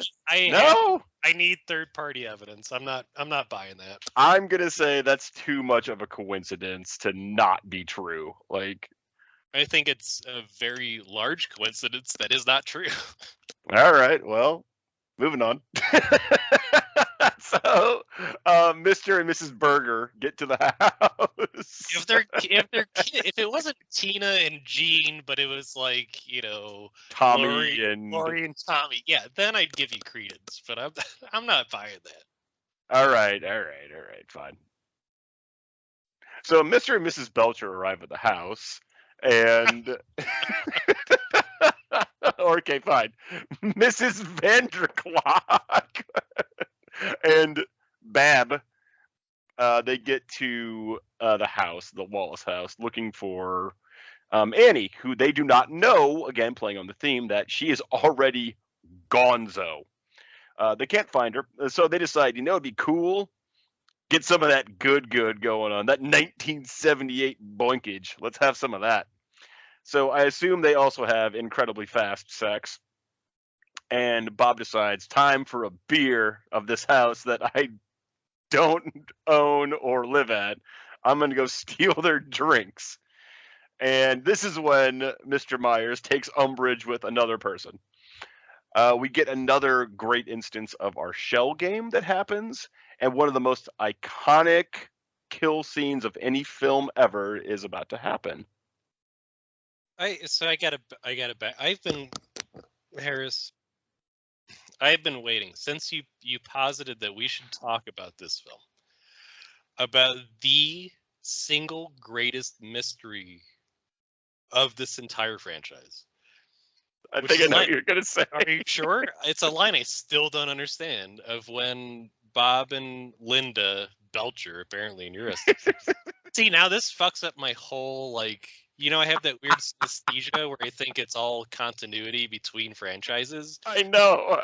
Yeah, so did Bob and Linda, if they actually survived Halloween, then go on to become the Belchers in some anonymous New Jersey town? See, it's even more messed up because I know that series originally they were supposed to be cannibals, and they actually were supposed to be grinding up bodies for their burgers. So it's there's some added. Yeah, I'm gonna have to dig more deeply into that conspiracy. It might be possible that I'm just messing with you. I think that's accurate. So, Bob, Linda says something along the line, what you're saying is hey, Annie's gonna distract Lindsay, and then we'll go upstairs to the first bedroom on the right. She's very specific. She knows the layout of the house, apparently. Mm-hmm. And Bob says, Linda says, yeah, you got the plan. And Bob says, yeah, I know. First they rip your clothes off, then you rip my clothes off. Then we rip Lindsay's clothes off. Yeah, no. The young girl that Annie is babysitting. And I still don't understand. Did he just flub Annie? He was supposed to say Annie, but didn't say Annie? Or does he want to rip I don't get it. I don't know why that's in the cut. I don't understand the line. Yeah. I honestly think that they meant to say Annie, and then Carpenter's like, I have to finish this shit in less than a month. I don't have time to edit. I don't know, but huge oversight there. Yeah, huge no, red flag. Right. Not cool. Even in jest, not acceptable. Yeah, I just don't get it. So this scene, this is the second kill, second and third. Mm-hmm. And closest to echoing the first scene of Judith and Anana's boyfriend, right? Mm-hmm. Of Michael watching two teenagers making hanky pank. We do witness the hanky pank, and we get to see some PJ Souls boobage. And it is the shortest sex ever, which PJ Souls calls fantastic or something like that. I don't know what the hell, but yeah, we see him make it, and there's the setup for the kill, which is the second, like you said, shell game. There's that false step opens up one door, opens up the second door, and then you got the again, like we're talking about with the childlike subversion here of Michael Myers coming back up with a classic ghost holes cut in sheet with Bob's glasses on top of it. And he's still wearing his own fucking basket underneath it. So it's just like he's committed to the bit in a way that is just phenomenal. Just for the setup of the kill. Yeah. And let's talk about the first one, the most iconic in horror movie history. So Bob opens the door, and there he is with just straight armed out. One arms this motherfucker up by the neck, one arms him up, and just plants a knife in the chest, pinning him to the wall, and then just staring at him with the head going back and forth, almost like just a curiosity. Just staring at this guy that he just gaxed in one swoop without even showing any strain on his body at all. Which, again, they have to set up early. This guy is freakishly strong. And this is the first hint that we have, I guess rather the second hint, that he is so physically different than anyone else to be able to do this stuff. And again, he's incredibly dangerous. So if he gets his hands on you, weapon or not, you are in for a seriously dangerous situation, which is going to be another callback at the end of the film. Now going to the next kill that this sets up, he's wearing Bob's glasses, and I'm assuming he's got his mustache on over the sheet too, so that no, fine, whatever. What? Did you? I mean, how long have you been cooking up this? I don't. This is out of the blue for me. I never put those things together. So you know how, and this is for something a little bit of fun insight for the viewers, the audience, the listeners. Morris has a very real problem where he connects actors across all mediums, and they're all playing the same character. Yeah, this is why you've really thrown me for a loop, because now I'm going to start looking for it. So the classic example is that I have that this weird disorder where I think that that the dad from Malcolm in the Middle eventually left that family and started a second family in New Mexico and became Walter White in Breaking Bad. That's the continuity adds up. Honestly, I think that all that really happened was that, who is it? Is it Lauren Bouchard is the guy who wrote Bob's Burgers? Yeah. I just think that they like the movies. They saw the names. Yeah, sure, that works. I think Bob and Linda is just a pretty basic, generic, middle-aged person name at this point that it just works, right? Because, it's the thing we're going back to. Nothing's fantastic about these names. There's no Coxton Hardthrob as our main character or anything like that, right? It's but it should have been. Go Coxton Hardthrob. No, we've got Michael, Lori, Annie, Linda, Bob, Paul, Sam. These are all super generic names. So yeah, I just like messing with you is the fun part. Thanks, I appreciate that. Do you believe that Dr. Samuel Lewis is? Do you think he's from Central Illinois? I think the only thing from Central Illinois in this movie is that station wagon. I don't even know if it's from Central Illinois. It's just from the state. But I just can't imagine Sam Lewis. Yes, I'm from Peoria. Yeah, Miles. What if he had a really weird Chicago accent, like everyone else in Central Illinois pretends to have? Oh, Myers there. Right. Yeah. Get the fuck out of here. You goof. Yes, many years ago, I grew up on the mighty Mississippi.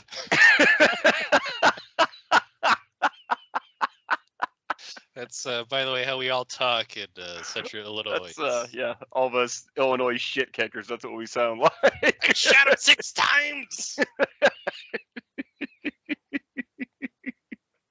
We have to go to school for years to get rid of that accent. It's crazy. Oh, that's the indigenous accent? Yeah. We have to unlearn it? Oh, my God.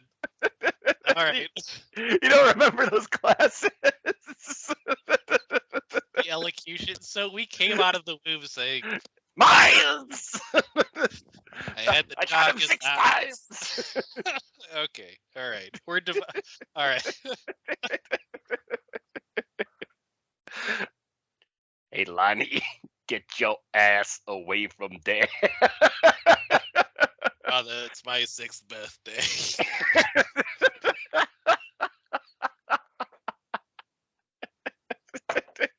Okay, this all needs to get cut. I don't know. No, You leave no, it leave away all seems this. funny. Leave it all in, Kay.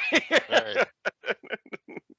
Anyway, so he puts the go sheet on, right? Going again, playing to the theme that he's still a child inside. And so Linda is like, oh, well, can I entice you back to bed with some of these? Revealing her wobs, because it's the 70s and we have to have such things happen. And Michael Myers just stares at her. So she, gets on the phone, calls Lori up, and that's when Myers says, "Okay, we're gonna kick this into fucked up overdrive now." Before she can get one word out, Michael Myers grabs the phone cord and starts strangling her. So she's just making guttural noises into the phone.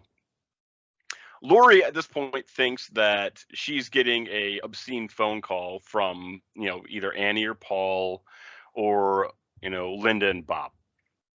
But she looks out across the street and sees all the lights are off. And she knows something is messed up. She sees the cars and she knows something is incredibly messed up at this point. So she tells, Tommy and Lindsay to sit tight. I'm going to go check something out real quick. They say, okay. She does maybe the bravest thing any character in any horror movie does. Because again, you have to keep in mind, she doesn't know that there is very, very real danger at this point.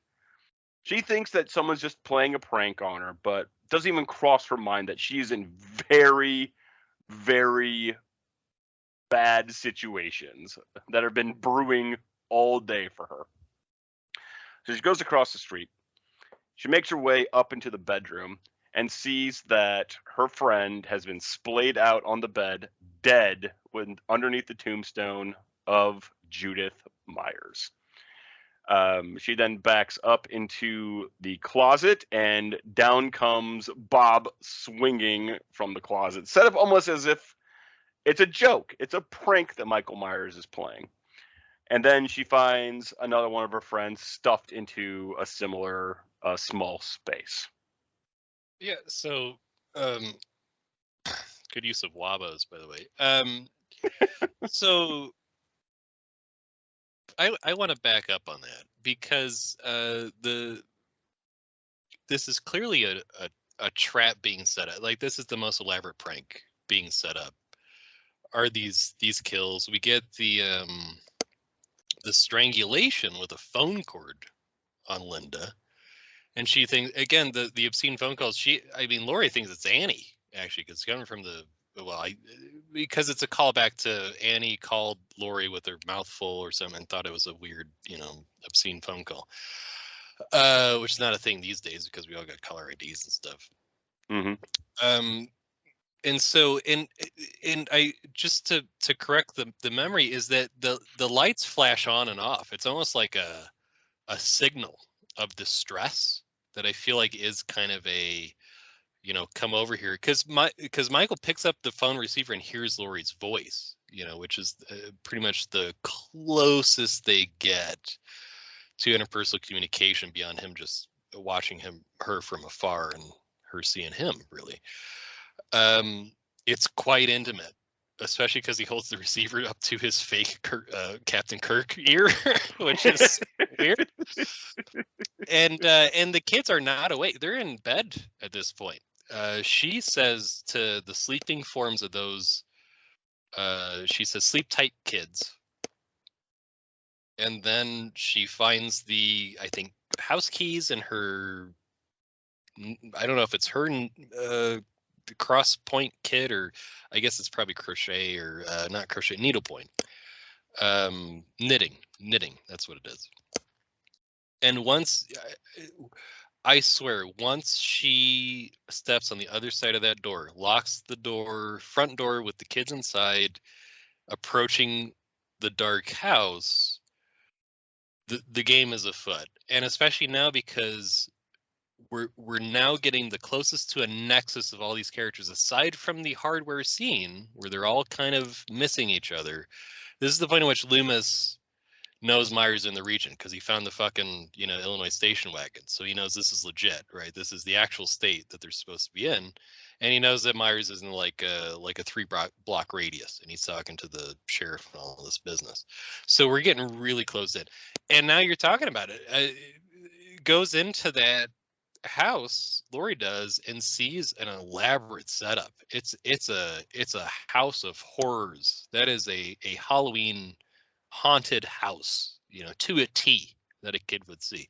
Of course, we all know that Dirty Carney, Rob Zombie, can make an entire cinematic career out of this one scene. We'll get to that son of a bitch in a little bit. Yeah, but this is the payoff. I mean, this is, once she's out that door, she goes into the house. I mean, she checks the second door first off that Myers sprang out of. He's not there. He walks up. This is the shift. This is the shift we missed. You want to talk about the POV? This is the first time where the cinematic camera shifts to the victim's point of view. It's from when she's walking up the stairs to that first bedroom where Annie is, and I missed this. The first billion viewings. It's first person view of Lori going into that bedroom, which is the first time we're back in first person since Michael Myers murdered his sister. Those are the only two instances. And so now, whose corner are we in? Yeah, exactly. And that's exactly true. This is when it first shifts over to Lori's point of view, where we are rooting for her, and we are Laurie Strode at this point, where we are going to go confront the horrors that are going on this night. But unlike Laurie, we know everything at this point, and she doesn't. So the feeling that this is instilling in the viewer is you are yelling at her to get a weapon, don't go in there, all the cliches of when you tell characters in horror movies what not to do, because they ought to know better. But this is the thing that's about this film. Carpenter is very careful to make it clear that his characters don't know nearly as much as the viewer and couldn't possibly piece it together based on the information given to them. Like, if you were just, a typical high schooler, you're not going to just assume, well, now you might, but, back in 78, you wouldn't just assume automatically, like, oh, 3 of my friends are dead over there, better get the knitting needle and the gun and the grenades and the blah, blah, blah.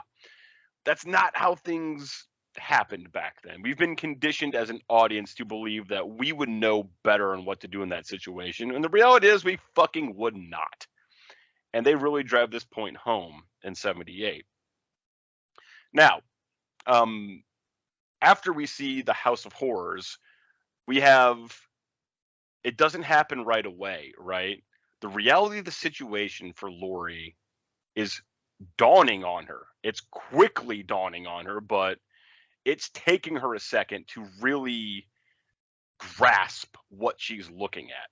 But before she can even take that all in, what happens? Myers attacks. And this is where we have Lori goes over the railing, down the stairs, and she looks up, and there he is, looming over her, this shadow that's been over her all day. There he is, ready to strike, and the chase is on. Yeah, that's I often think about it, the sort of metaverse of like in franchise lore of every time I watch a Star Trek episode, I'm like, well, they don't have Star Trek. You would know exactly what to do if you had watched Star Trek, if you're in this Star Trek episode. But Star Trek doesn't exist in that universe. They might have Star Wars. I have no idea. But they don't have Star Trek. And so when you're you're looking at Laurie Strode in 1978, it's like if you had ever seen a Halloween film, but we have to assume the Halloween films do not exist in this timeline. So there's just no, yeah, I mean, it's walking in blind of like, I have 3 murdered friends. What the fuck is going on? And I mean, she's in a moment of psychological crisis. And then there's that beautiful shot.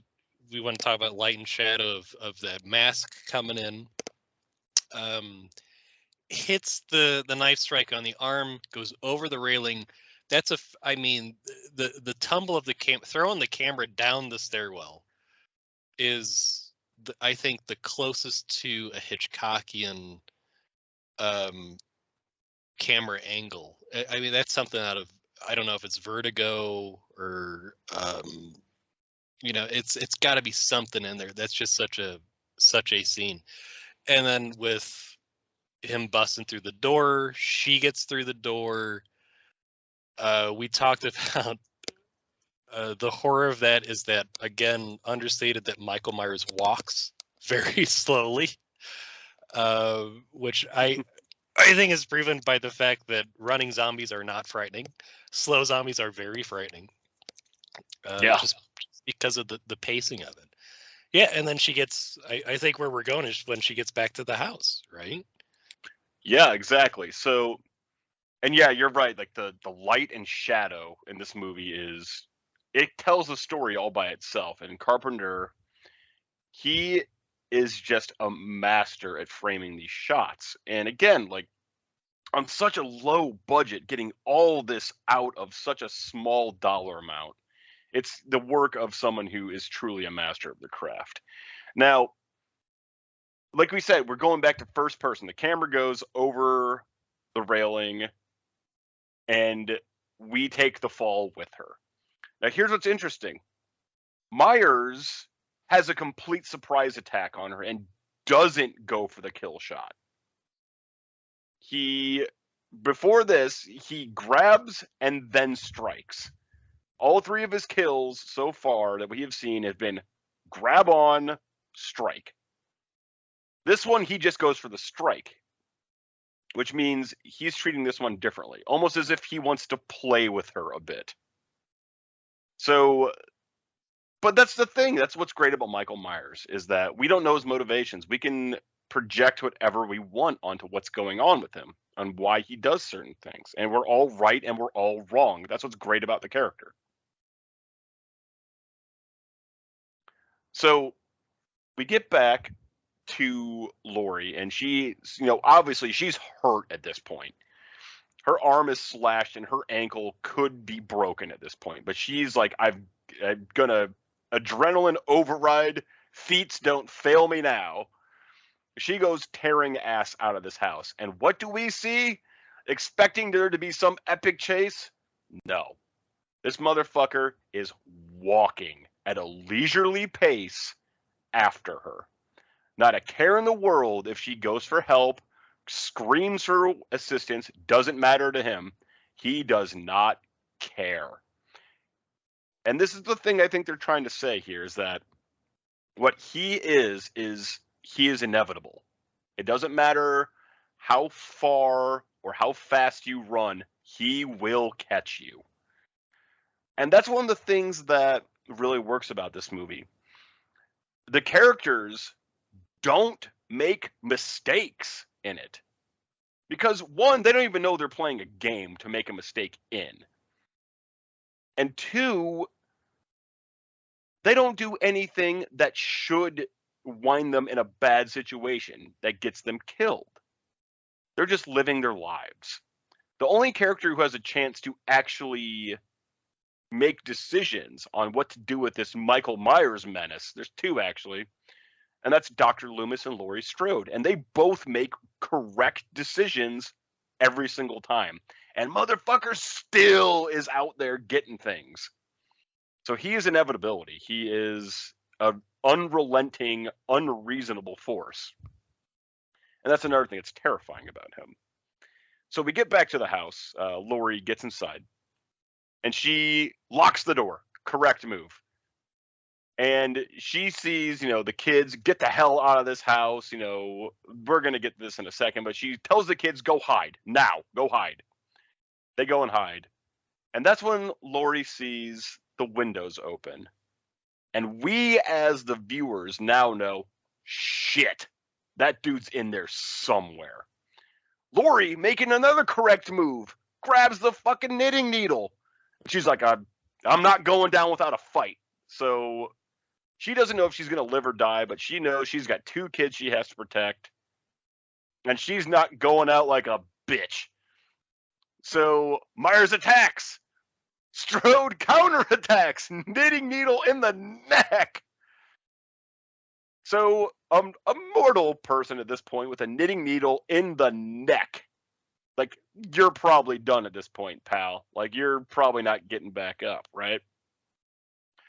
Now, here's where I'm going to defend this trope one time and only one time when watching a horror film. Laurie Strode is in shock at this point. Her first thought isn't to finish him off. Her first thought is protect those kids. This is showing an incredibly human side of our protagonist versus the incredibly inhuman side of our antagonist. She is trying to be the force of protection. He is the force of destruction. They're at total odds with one another, which is why the story of Laurie Strode and Michael Myers is so good and has been that lightning they've tried to recapture in a bottle several times now.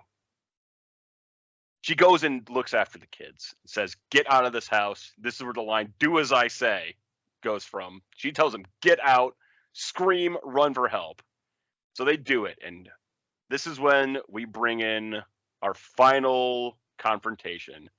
It's a 3-way dance, ladies and gentlemen, between Laurie Strode, Michael Myers, and Dr. Loomis. So let me back up. Because there's a sequence. So when Tommy lets her into the house, because again, it's the reversal of things that Laurie is screaming for help at another house, and the front light goes on, goes back off. Right? It's a trick or treat prank, but this is actually she's in distress. Right? It's not a prank. Again, mirroring the earlier time when she heard a voice of distress, end up being a prank. This goes unrecognized, right? She's loses the keys. She's trying to get into the front door of the house. She's got to throw a potted plant to get the kid up. The kid's sleepy. Lets her in, and she says, "Go to the bedroom, lock the door." Right? Mm-hmm. And you're right. And then we see the scene of him getting in. Knitting needle go again, a phallic image right there. Knitting needle goes right in the neck. You're right. I mean, he misses the knife strike. And she staggers up there, gets the kids out of the bedroom, and says, was it the kids are saying, oh, was it the boogeyman, blah, blah, blah, blah. She says, I killed him, and the line comes, you can't kill the boogeyman, right? Then he appears on the stairs. She locks the kids in a different bedroom at that point, because they're, you get the nice piano strikes going. And that's when the second, so there's that symmetry too. He killed 3 people, and Myers gets killed 3 different times, right? There's a nice symmetry there. Mm-hmm. And that's when it leads to the closet scene, right? Where she's in the most claustrophobic situation. This is the most domestic horror scene you can think of. The smallest possible space is a closet. He's busting through the slats. She's the Girl Scout. She undoes the wire hanger, sticks in the eye, gets him in the chest with the knife. That's the second death, right? He's gone for sure. That's when she gets the kids out the bedroom and says, run like hell, and starts screaming, get help, because this guy is doing serious damage, right? And then she's in a total state of exhaustion.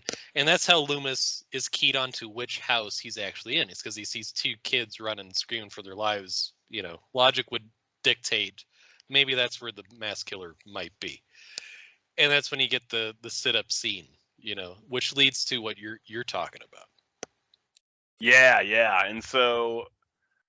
And this is you're right. Yeah. So I'm leaving some things blank because I don't want to just, chew up the cool shit to talk about with you, right? Sorry, bruh. No. Sorry, bruh.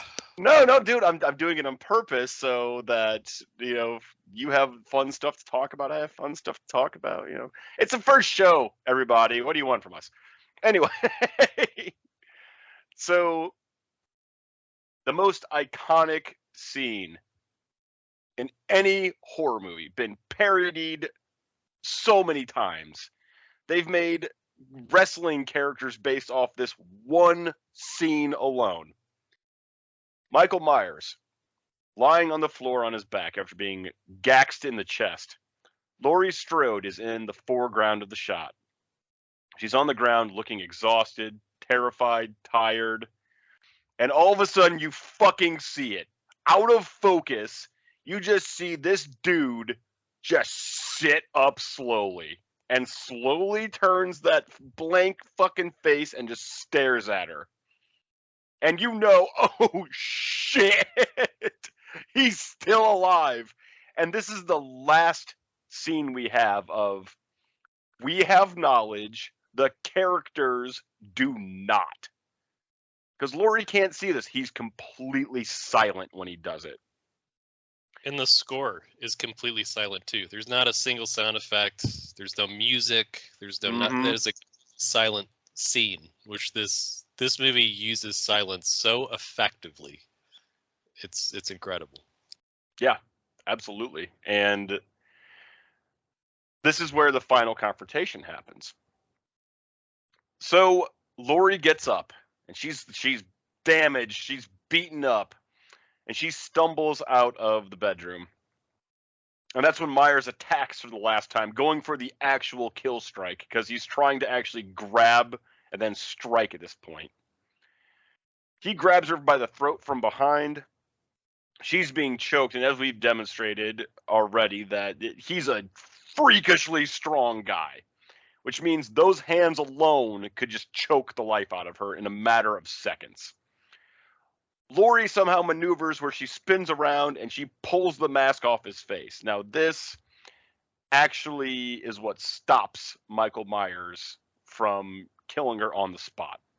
His face is uncovered. He's been humanized. And this is something else. I don't know if Carpenter was intentionally doing this, but almost as if telling a future Carney that if you're going to look at my character, he stops being powerful when you humanize him. Moral of the story, don't be a Carney that redoes my movies. I could be reaching on that. That's just me, though. Anyway, Myers stops, lets go, and pulls the mask back down. Quick side note on this. A lot of people think that because of the way his eye looks when he's demasked, that, he's disfigured. It's like, dude just got a fucking coat hanger in the eyeball. You'd look like that, too. But it also serves a point that he's human. He is. And he might be freakishly strong and resilient to coat hangers and knives and sewing needles. The dude's human, though. So he gets the mask back on, and that's when we have the the classic get away from him. Boom, boom, stagger, stagger, boom, boom, boom, boom, and flops out the window. Andy, was that the boogeyman? And then the turn, and as a matter of fact, it was. Dr. Loomis doesn't know how correct he is about this statement. And the reason for that being, when they go to look out the window, he's gone.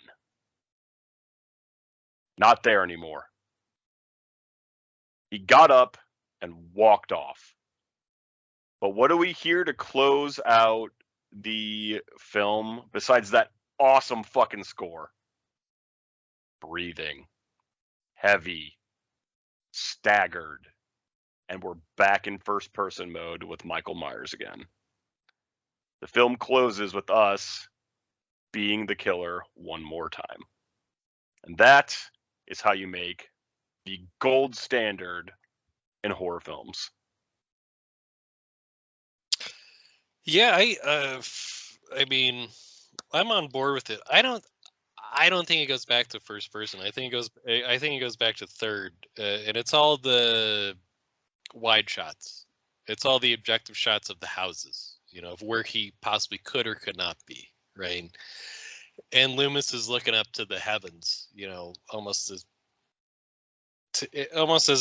like a tornado touches down and goes back into the sky, right? It was an elemental force that came through, did its damage, went back to wherever it came from, type of deal. And the soundtrack hits. You were absolutely correct about that. Yeah, the ending of that is cinema to its finest. The exchange of the two characters about this boogeyman concept, this supernatural thing, it kind of like seals the deal. I mean, I had all sorts of literary references that I was going to drop here. I'm gonna leave it with Flannery O'Connor, which an ending that is surprising yet inevitable, and that feels like it is. But yeah, you. So I mean, you're absolutely right. Yeah, it is the inevitable but yet surprising ending, right? Where you can't kill the boogeyman. Like Tommy reveals the ending before it happens. So I guess you're right. I can see where you think it's like a third person wide shot of where he could be, couldn't be. To me, like the way I always saw it was that because he is so indescript and so vague as a concept of a character, he is in all of those places because that's where the boogeyman is. He's in all the shadows. He's in all the places you're not looking. He's right on the peripheral vision of wherever it is you're putting your head at.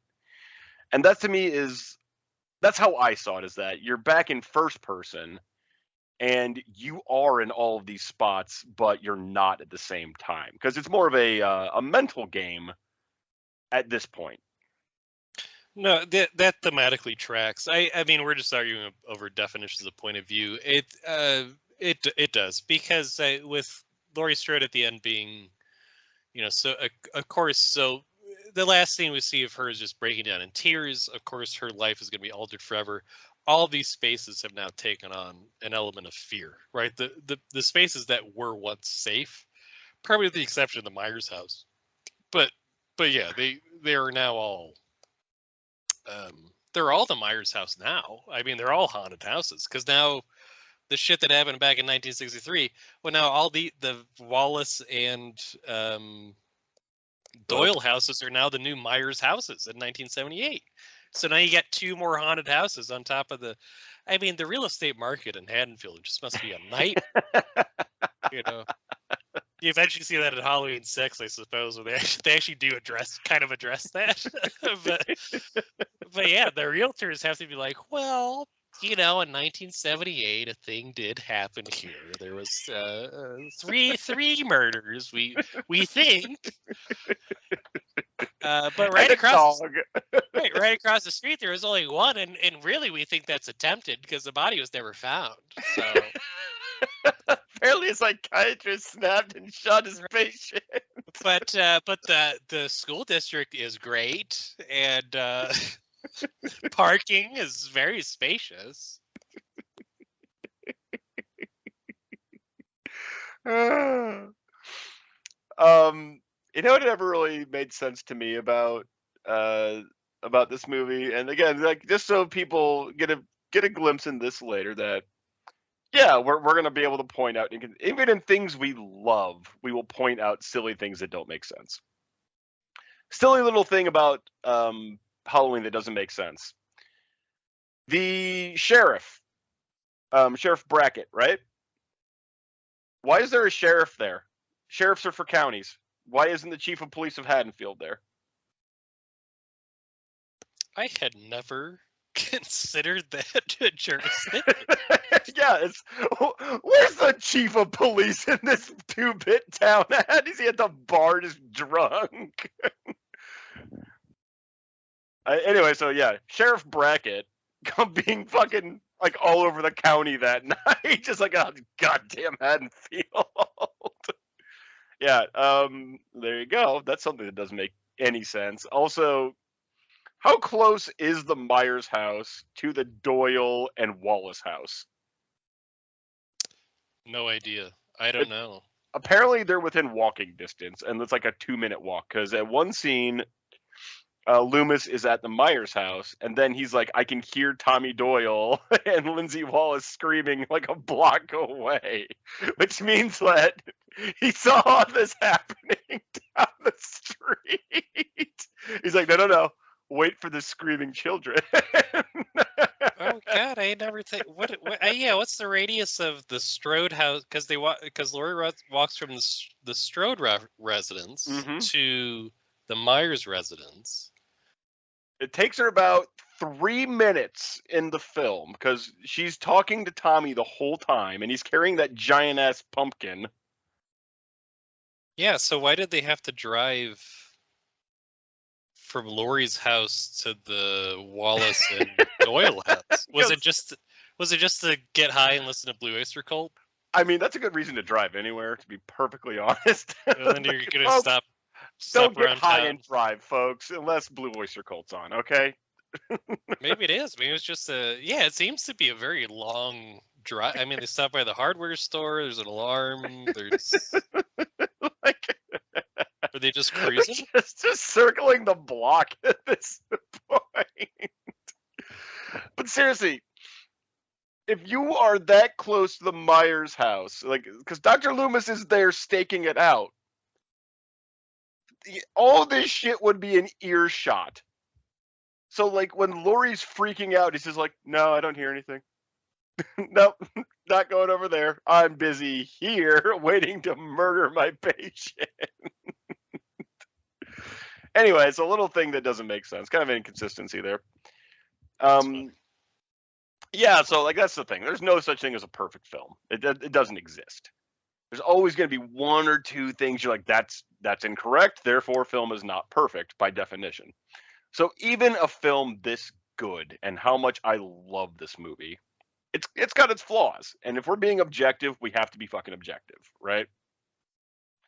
I don't understand I don't understand what some of the things serve. Like, why is PJ Souls being like, get some of these? It's like, that's clearly just fan service. Like, I don't think that's going to happen right after you just got done with, like, 2-minute sex. Like, especially when she claims it's fantastic. Okay, you're lying if you're saying that was fantastic and you need more right now. So don't you start with me. This is Vanderclock. What fan service? I mean, before this, she had a bit role in Carrie. I think Rock and Roll High School came out after this. I was just talking about teenage dudes in general. Just a reason to get them to go see the film. Like, oh, look at them wabs. Get in here and see our movie. It's the old Game of Thrones, you know. Yeah, like, you know, let's be honest. It's not exactly an incorrect theory. So I don't blame Carpenter for that, but it's just one of those like, all right. So Harris, I want to posit my question. Well, hang on a second. I have to ask you something real fast. Okay. So I want to answer your film or your question, but before we do that, let's why don't we talk about what your overall thoughts on the film are? Because I think that's where we're going to get into, like, the real nitty gritty here. But yes, I would love to hear what your overall thoughts on Halloween 1978 are. So I think I see where you're going. I see what you're doing. I see you. So I had to kind of divide this up in terms of, like, the script, the writing, and then the production. And I got at the end of my notes because I took like way more notes than I should have. The writing is passable. It's not great. It really isn't. Yeah. But the production is really where this film shines. And I do okay. Now I get to drop my literary references. This is what happened. This is good. That I think the reason this film works, and I got another literary reference that I'm going to drop before this. John Hartford, who's a really good, actually, who's from where we're from, really good folk artist. He had a quote that once said that style comes from limitation. And I think that is absolutely the reason why this film works, is that John Carpenter, as a director, writer, and producer and musical artist, he was so constrained to the constraints of, we need a movie that's about the day of Halloween, about killing babysitters. You've got $300,000 in 4 weeks to do it. Go. Right. And he said, okay, I can check all of those boxes. And within that, I'm going to do it. This is John Carpenter at his most restrained, which I think is the best John Carpenter. Because if you don't get John Carpenter restrained, you give that guy a budget, you give him free license, you're going to get, Ghosts of Mars. You're going to get something bananas insane. That's just doesn't work. And it's why, you can see it in the dialogue. Of all things, of Deborah Hill wrote all the teenage girl dialogue, the totallys and all that stuff. And of course, John Carpenter wrote the blackest eyes, the darkest eyes. So that fit because they were able to divide that up. But if you had John Carpenter try to write teenage girl dialogue, they'd be like, man, I'm so mad at Paul. He has the darkest eyes, the blackest eyes. He just wants to kick ass and chew bubblegum. Yeah, right. And, yeah, you just wouldn't fucking buy it, right? I've forgotten my chemistry book and I'm here to kick gas. I would watch that movie. I know. Just if you gave him free reign on this, it would have been not nearly as good. There was nowhere near that he stuck to in the lines. He wasn't coloring outside of the lines. And so I think it works for that reason. I think the production is good. The writing is, passable. I don't think it's incredible. I think the cast is incredible. The cinematography works exceedingly well. The score is out of town. Clothing, costuming, it's ad hoc. I really do. I think the acting, I think it's probably the contemporary critique of it too. Donald Pleasance is incomparable. Because I was thinking about the other choices, Peter Cushing or Christopher Lee. They're not going to be. Donald Pleasance can go from 0 to 50 in a minute flat. He's the only person that can deliver those lines in the way they need to be delivered, right? So, like Peter, if you got a line like when for God's sakes, Sam, Haddonfield's 150 miles away and he can't drive. Peter Cushing can't. Peter Cushing's gonna say, well, he was doing very well last night. Not the right tone. You need that bite, right? but the Christopher Lee, right? He takes forever to get wound up. So if you need that last line to be quiet, it really was the boogeyman. Christopher Lee is going to flub that line and say, as a matter of fact, it was, which is not the tone that you want. You need you need somebody who can go back and forth, who could do the blackest eyes, the deepest eyes, and God damn it, get to the gate. Just like it seamlessly transition. Pleasance is the shining actor, right choice there. Of course, Lee Curtis is the exact right pick for that role. Everybody else is marginal at best. So I think it really does come down to the acting, comes down to the cinematography. Carpenter is a master of framing scenes, light and shadow, score. The writing is, I think, irrelevant. It's a decent story. It's not the best. Did I fully answer your question? I mean, that's a pretty good answer. And yeah, I completely agree that, Carpenter is a master of working within limitations. And for future reviews, that's the number that everyone's going to have to keep in mind, because I'm going to refer to it nonstop. 1.4 million. 1.4 million. If you can't make gold or something passable in 1.4 million, I do not want to fucking hear it. With all these big budget films out there that suck, but hey, look how realistic this CGI is. It's like, yeah, no one gives a shit. Like, also, we'll get into the CGI thing a little bit later in other shows, but with Halloween, it's all about mood and setting and pacing.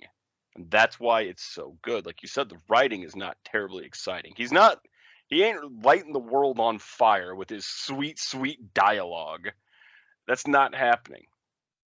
What he's done, though, is he's created a character that you can easily identify, that he really gives you nothing else to do with. That's it. Like, he gives you a look and some actions, and it's up to you to interpret what is happening here.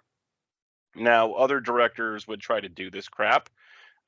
David Lynch comes to mind, where it's just cuckoo fucking bananas, like acid daydream trip, and nothing is explained.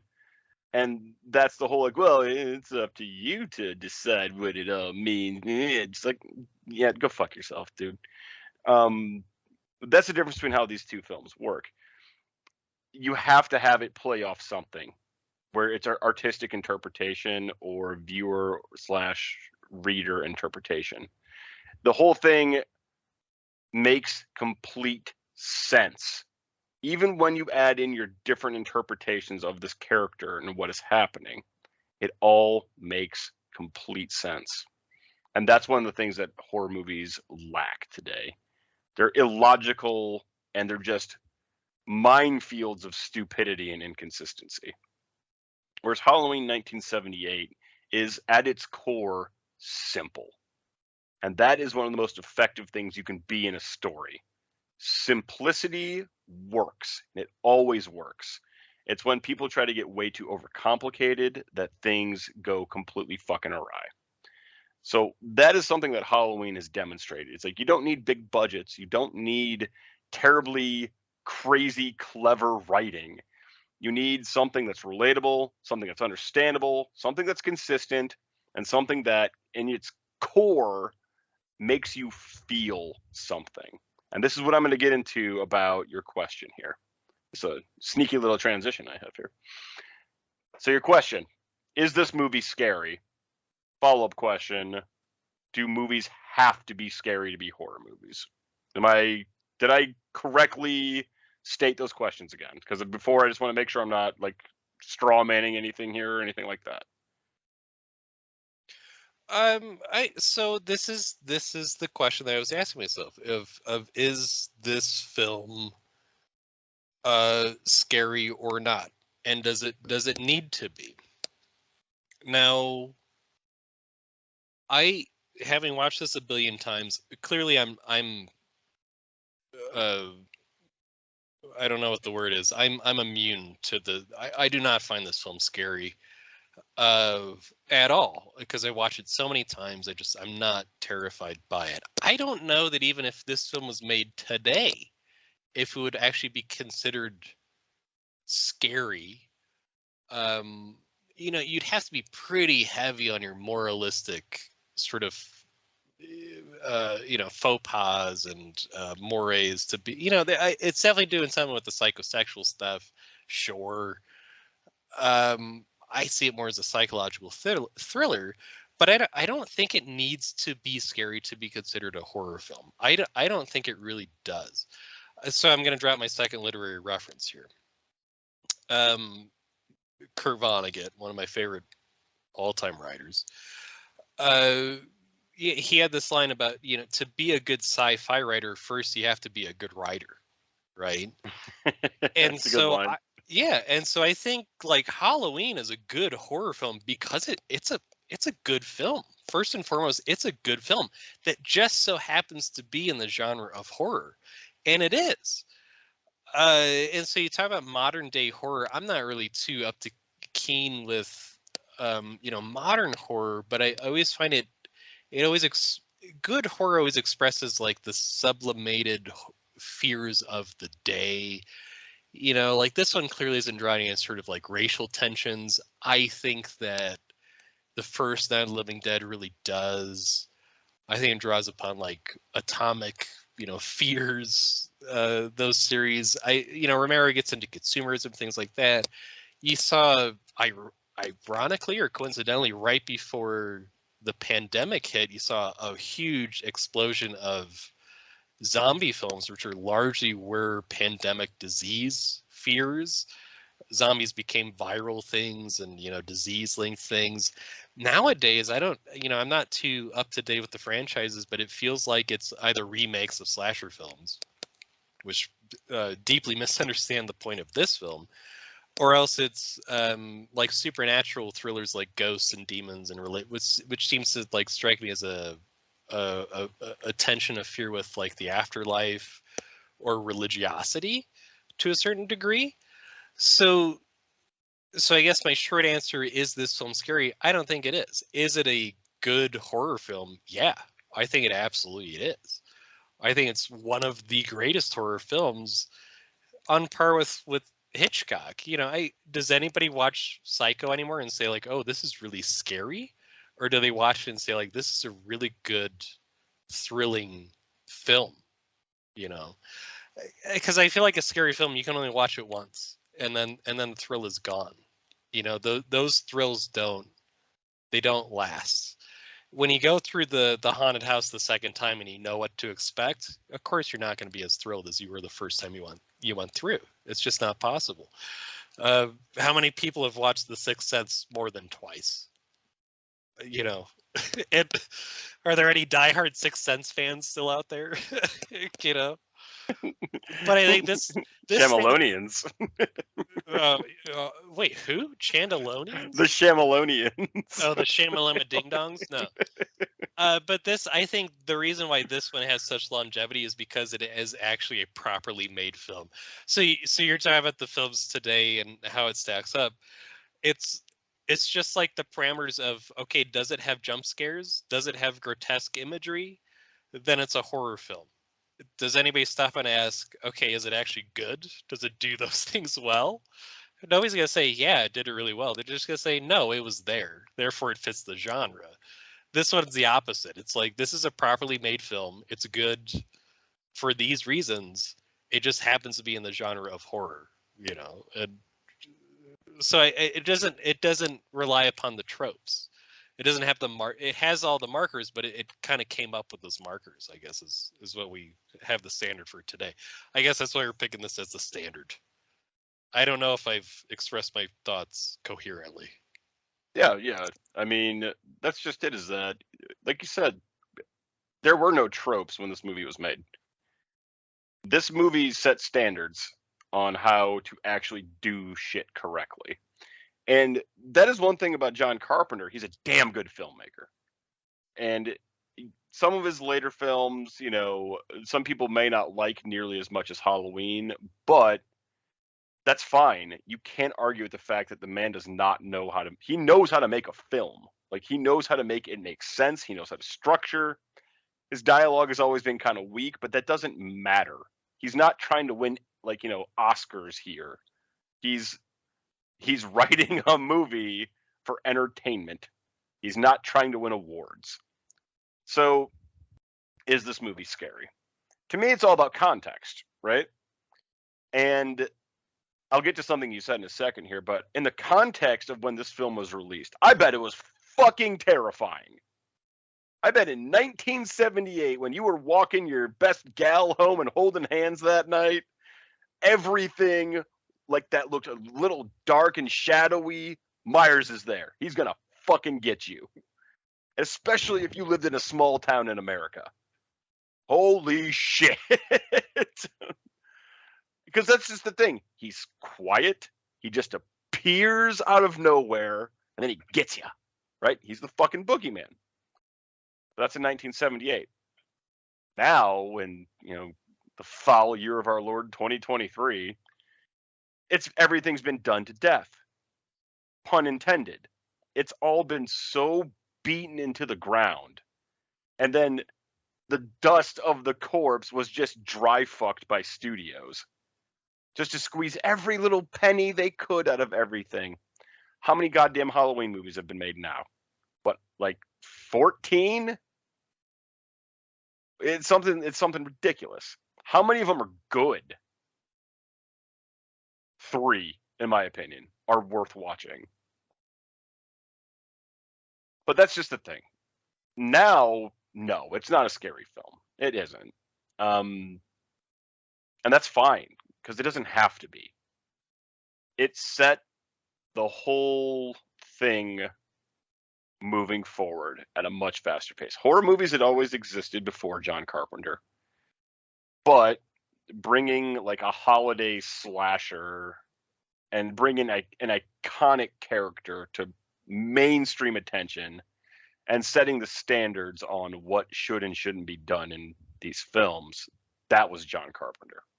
That's always going to be his lasting impact. Not only did he set the rules and the standards, but then people just decided to piss and shit all over him.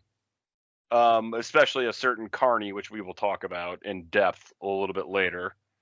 Guess what the next couple movies we're going to talk about are, folks. Anyway, no, it's not scary, and it doesn't have to be, because you made a very good point. It's a damn good film. And in my opinion, what makes a great horror film is something that makes you feel just tension deep down in you, even if you don't know that it's happening. You just feel like a little tense about what's happening, right? But not from some cheap bullshit like, oh, the music's swelling, here comes the strings, and then spooky nun out of nowhere. No, that's just stupid, because you know it's coming. You're just like, all right. Like, if I took like a hammer and held up a glass and said, at some point I'm going to hit this glass with this hammer, but you don't know when. That's the same thing like a lot of modern horror films do. At some point I'm going to yell in your face, but I'm not going to tell you when. It's like, all right. And then I'm going to put red corn syrup all over everything. It's like, okay. And this is just the thing too, is that horror movies don't need to be inherently scary. They should make you feel something. They should make you connect to that like primal fight or flight sense of you, right? And a good horror film does that. It makes you feel that adrenaline, that fight or flight response. And yeah, other people react to it in different ways, but if it makes you successfully feel that and is also a good film, that's a horror film. There needs to be a special category of movies just called bullshit trash movie, where anything that tries to do any genre and just fails at it goes in bullshit trash movie pile, right? I don't care if it's got horror tropes or drama tropes or comedy tropes. Is your movie good? No. Then it automatically goes to bullshit trash pile. But Halloween is an absolute classic. It is, and it's got everything to make a great horror movie. It makes sense. The characters are relatable. They're damn near likable at a lot of points. The settings are familiar. It's not a high budget film with a lot of gore and stupid loud noises and things screaming in your face. It is a properly made film that we could talk about a lot, and we have. But we also don't want to give away what's going to happen in it So we're intentionally using vague language when we can to discuss this because we want other people who have never seen it to go fucking watch it. It's such a good film. Put that modern trash down and go look at the classics. I give it a strong recommendation. It is one of, if not my favorite films of all time. And it started a lifelong love affair with mine with, horror movies and the horror genre in general. I would agree with that. Yeah, I was really underselling it with, is this film scary? So we talk about John Carpenter. He is the auteur of hacks. Like, this is schlock, but it is the best schlock you will ever see in your entire life. What it is good for, and you're right. I mean, this is the reason why it was so wildly successful. Is word of mouth. It was folks going out on dates, and this is really good for getting the heart race. It's like going on a roller coaster ride. You get twists and turns, you get your heart rate going, you get a little time to rest. It gets this shit excited for people to go home and bang, and then, I mean, I cannot think of a better movie that if you're trying to like bang somebody, of like when you're getting intimate in a dark room, be like, oh, Michael Myers is going to come and get you, I'll protect you, that type of deal. Or if you're on the opposite side of that, no matter if gender or sexuality, whatever we're talking about, and if you want to be the coy, like, oh, protect me from Michael Myers, there's just no better way to. This is it's what the film is about, and it's what the film does, and that's what I agree with you in terms of why this film works. It's because it's commonplace domesticated horror. Like, this is updated gothic stuff. I mean, I wrote a whole college paper about this. I showed an entire class the last half hour of this film, as a presentation of these characters are just regular people minding their bees, like just minding their business. And this is plausible. Like, serial killers are a thing, and you can be brutally murdered at any point. There might be a supernatural element there. We don't quite know, but it's not like, there's a demonic nun, coming through your basement. Like, I've never really run into that situation. I really haven't. And so I can't really relate to that. It takes a lot of suspension of disbelief. But like, I think there's a dude I have to triple check my doors at night just to make sure there's not some dude living in my basement crawl space that's gonna come out at night and murder me in my sleep. Like, that's a legitimate fear, because that can actually happen.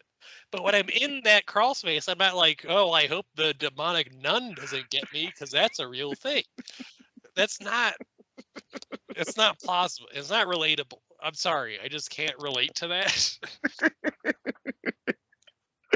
Yeah, I mean, that's just the thing too, is that Michael Myers is scary because he's relatable, but also not over-explained. And this is something that's going to be a common theme coming up in a lot of films. Familiarity removes tension, and it removes fear. The more familiar you are with something, the less frightening it is. A lot of fear is based on the unknown. And when you give a character who is specifically not even referred to in the credits by the character's name, The Shape, when you give that character a background and you start to explain how Sherry Moon's his mom and he had a bad childhood, your movie fucking sucks. We'll get to that later. Anyway, you cannot give things that are supposed to be frightening, you cannot make them relatable or familiar. And this is something that a lot of people who try to keep others afraid do all the time. They try to boogeyman everybody. We're like, oh, don't do something over there because blah, blah, blah. It's like, it's the fucking demonic nun. Well, Better not go mow my grass because the demonic nun is gonna get me. No, there's wasps out there. I don't like wasps. Fuck those things.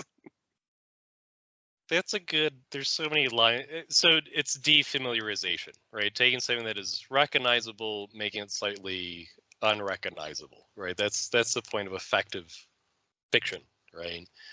Uh, you just gave me so many ideas for good. So you can take like those actual fears and just like blow. Like I haven't watched any of the Sharknadoes, and I think one of them takes place in space, which is weird because there's neither tornadoes nor sharks in space. I don't know if that's accurate or not. But like you can take those kind of, like I just thought of like arachnophobia clearly is a Stephen King thing with spiders, but man, if you made a horror story, if a horror film about wasps specifically, Oh, I have at least one person, she happens to be my wife, she would refuse to watch that film because she's so terrified of wasps.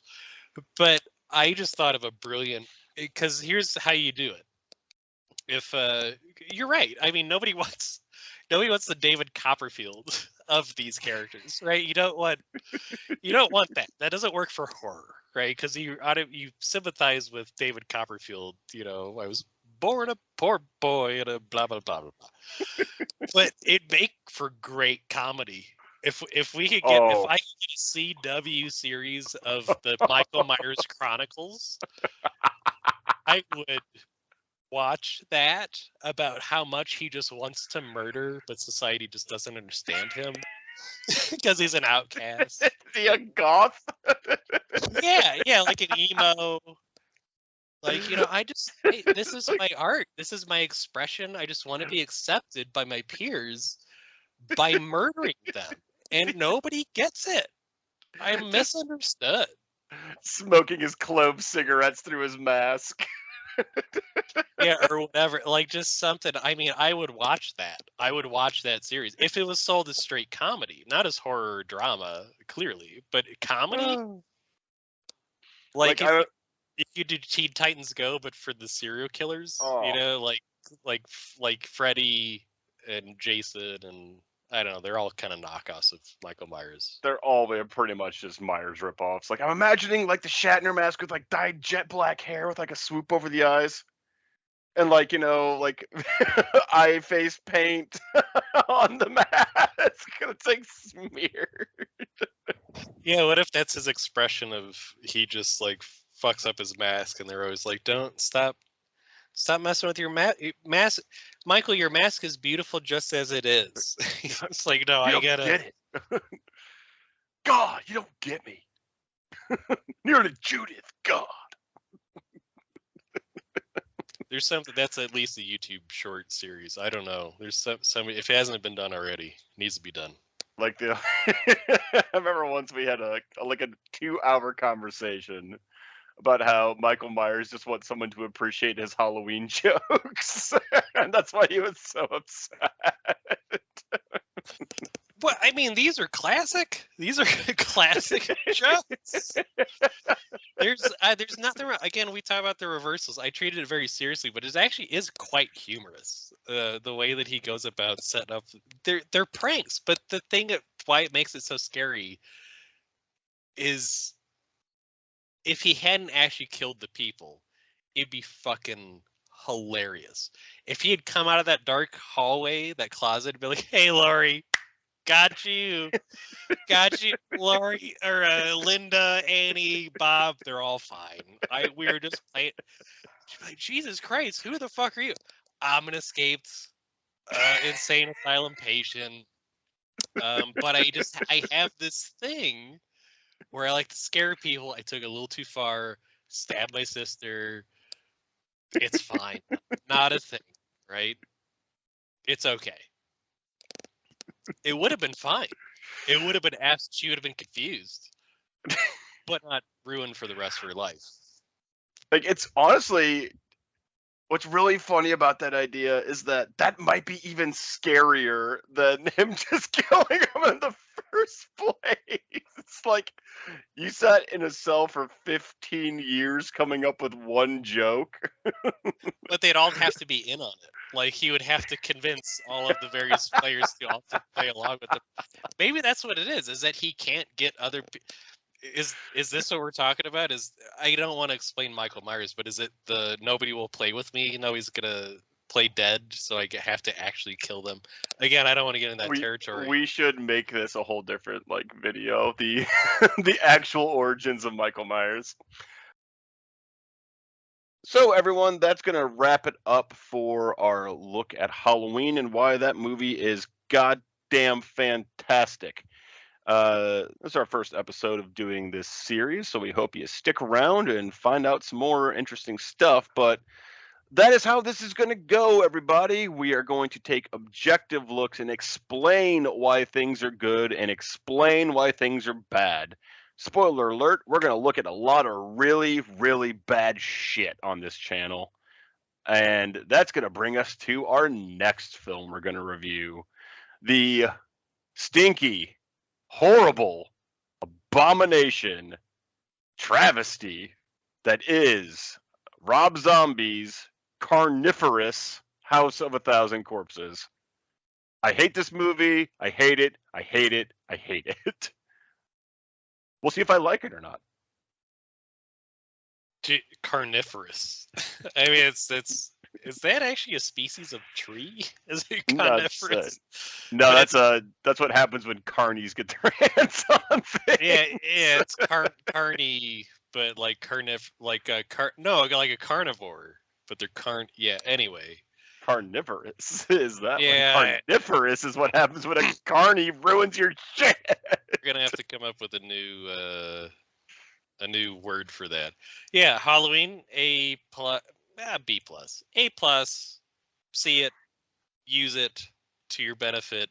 It'll get you all the tinglies with the people you want to get tinglies with. Rob Zombie is a carny. We all know this. He makes bad films. We'll probably explain why that is. So we had to set the standard for why we don't like those movies. My thoughts are valid, and I can't hear yours, so it doesn't matter. And we're not going to read them in the comments either, but feel free to leave some if you want, and we will just completely ignore your thoughts. Yeah, I'm not on social media, so I don't know the like, comment, subscribe stuff. I don't do that. Yeah, you know what? Don't worry about that shit. We don't really care. So I live on Earth 1, which is the actual one, the one that is currently burning as we speak. So until next time, everybody, and when we look at the next pile of awful shit brought to us by Rob Zombie, go watch Halloween. It's a great film. Start getting your own thoughts about what's going on here, everybody. Remember, you are not crazy for disliking something that's popular. Maybe you have a hard time articulating why you don't like it, but you're not fucking crazy for disliking it and saying that the Emperor's naked. So, until next time, goodbye, go to hell, I'm out.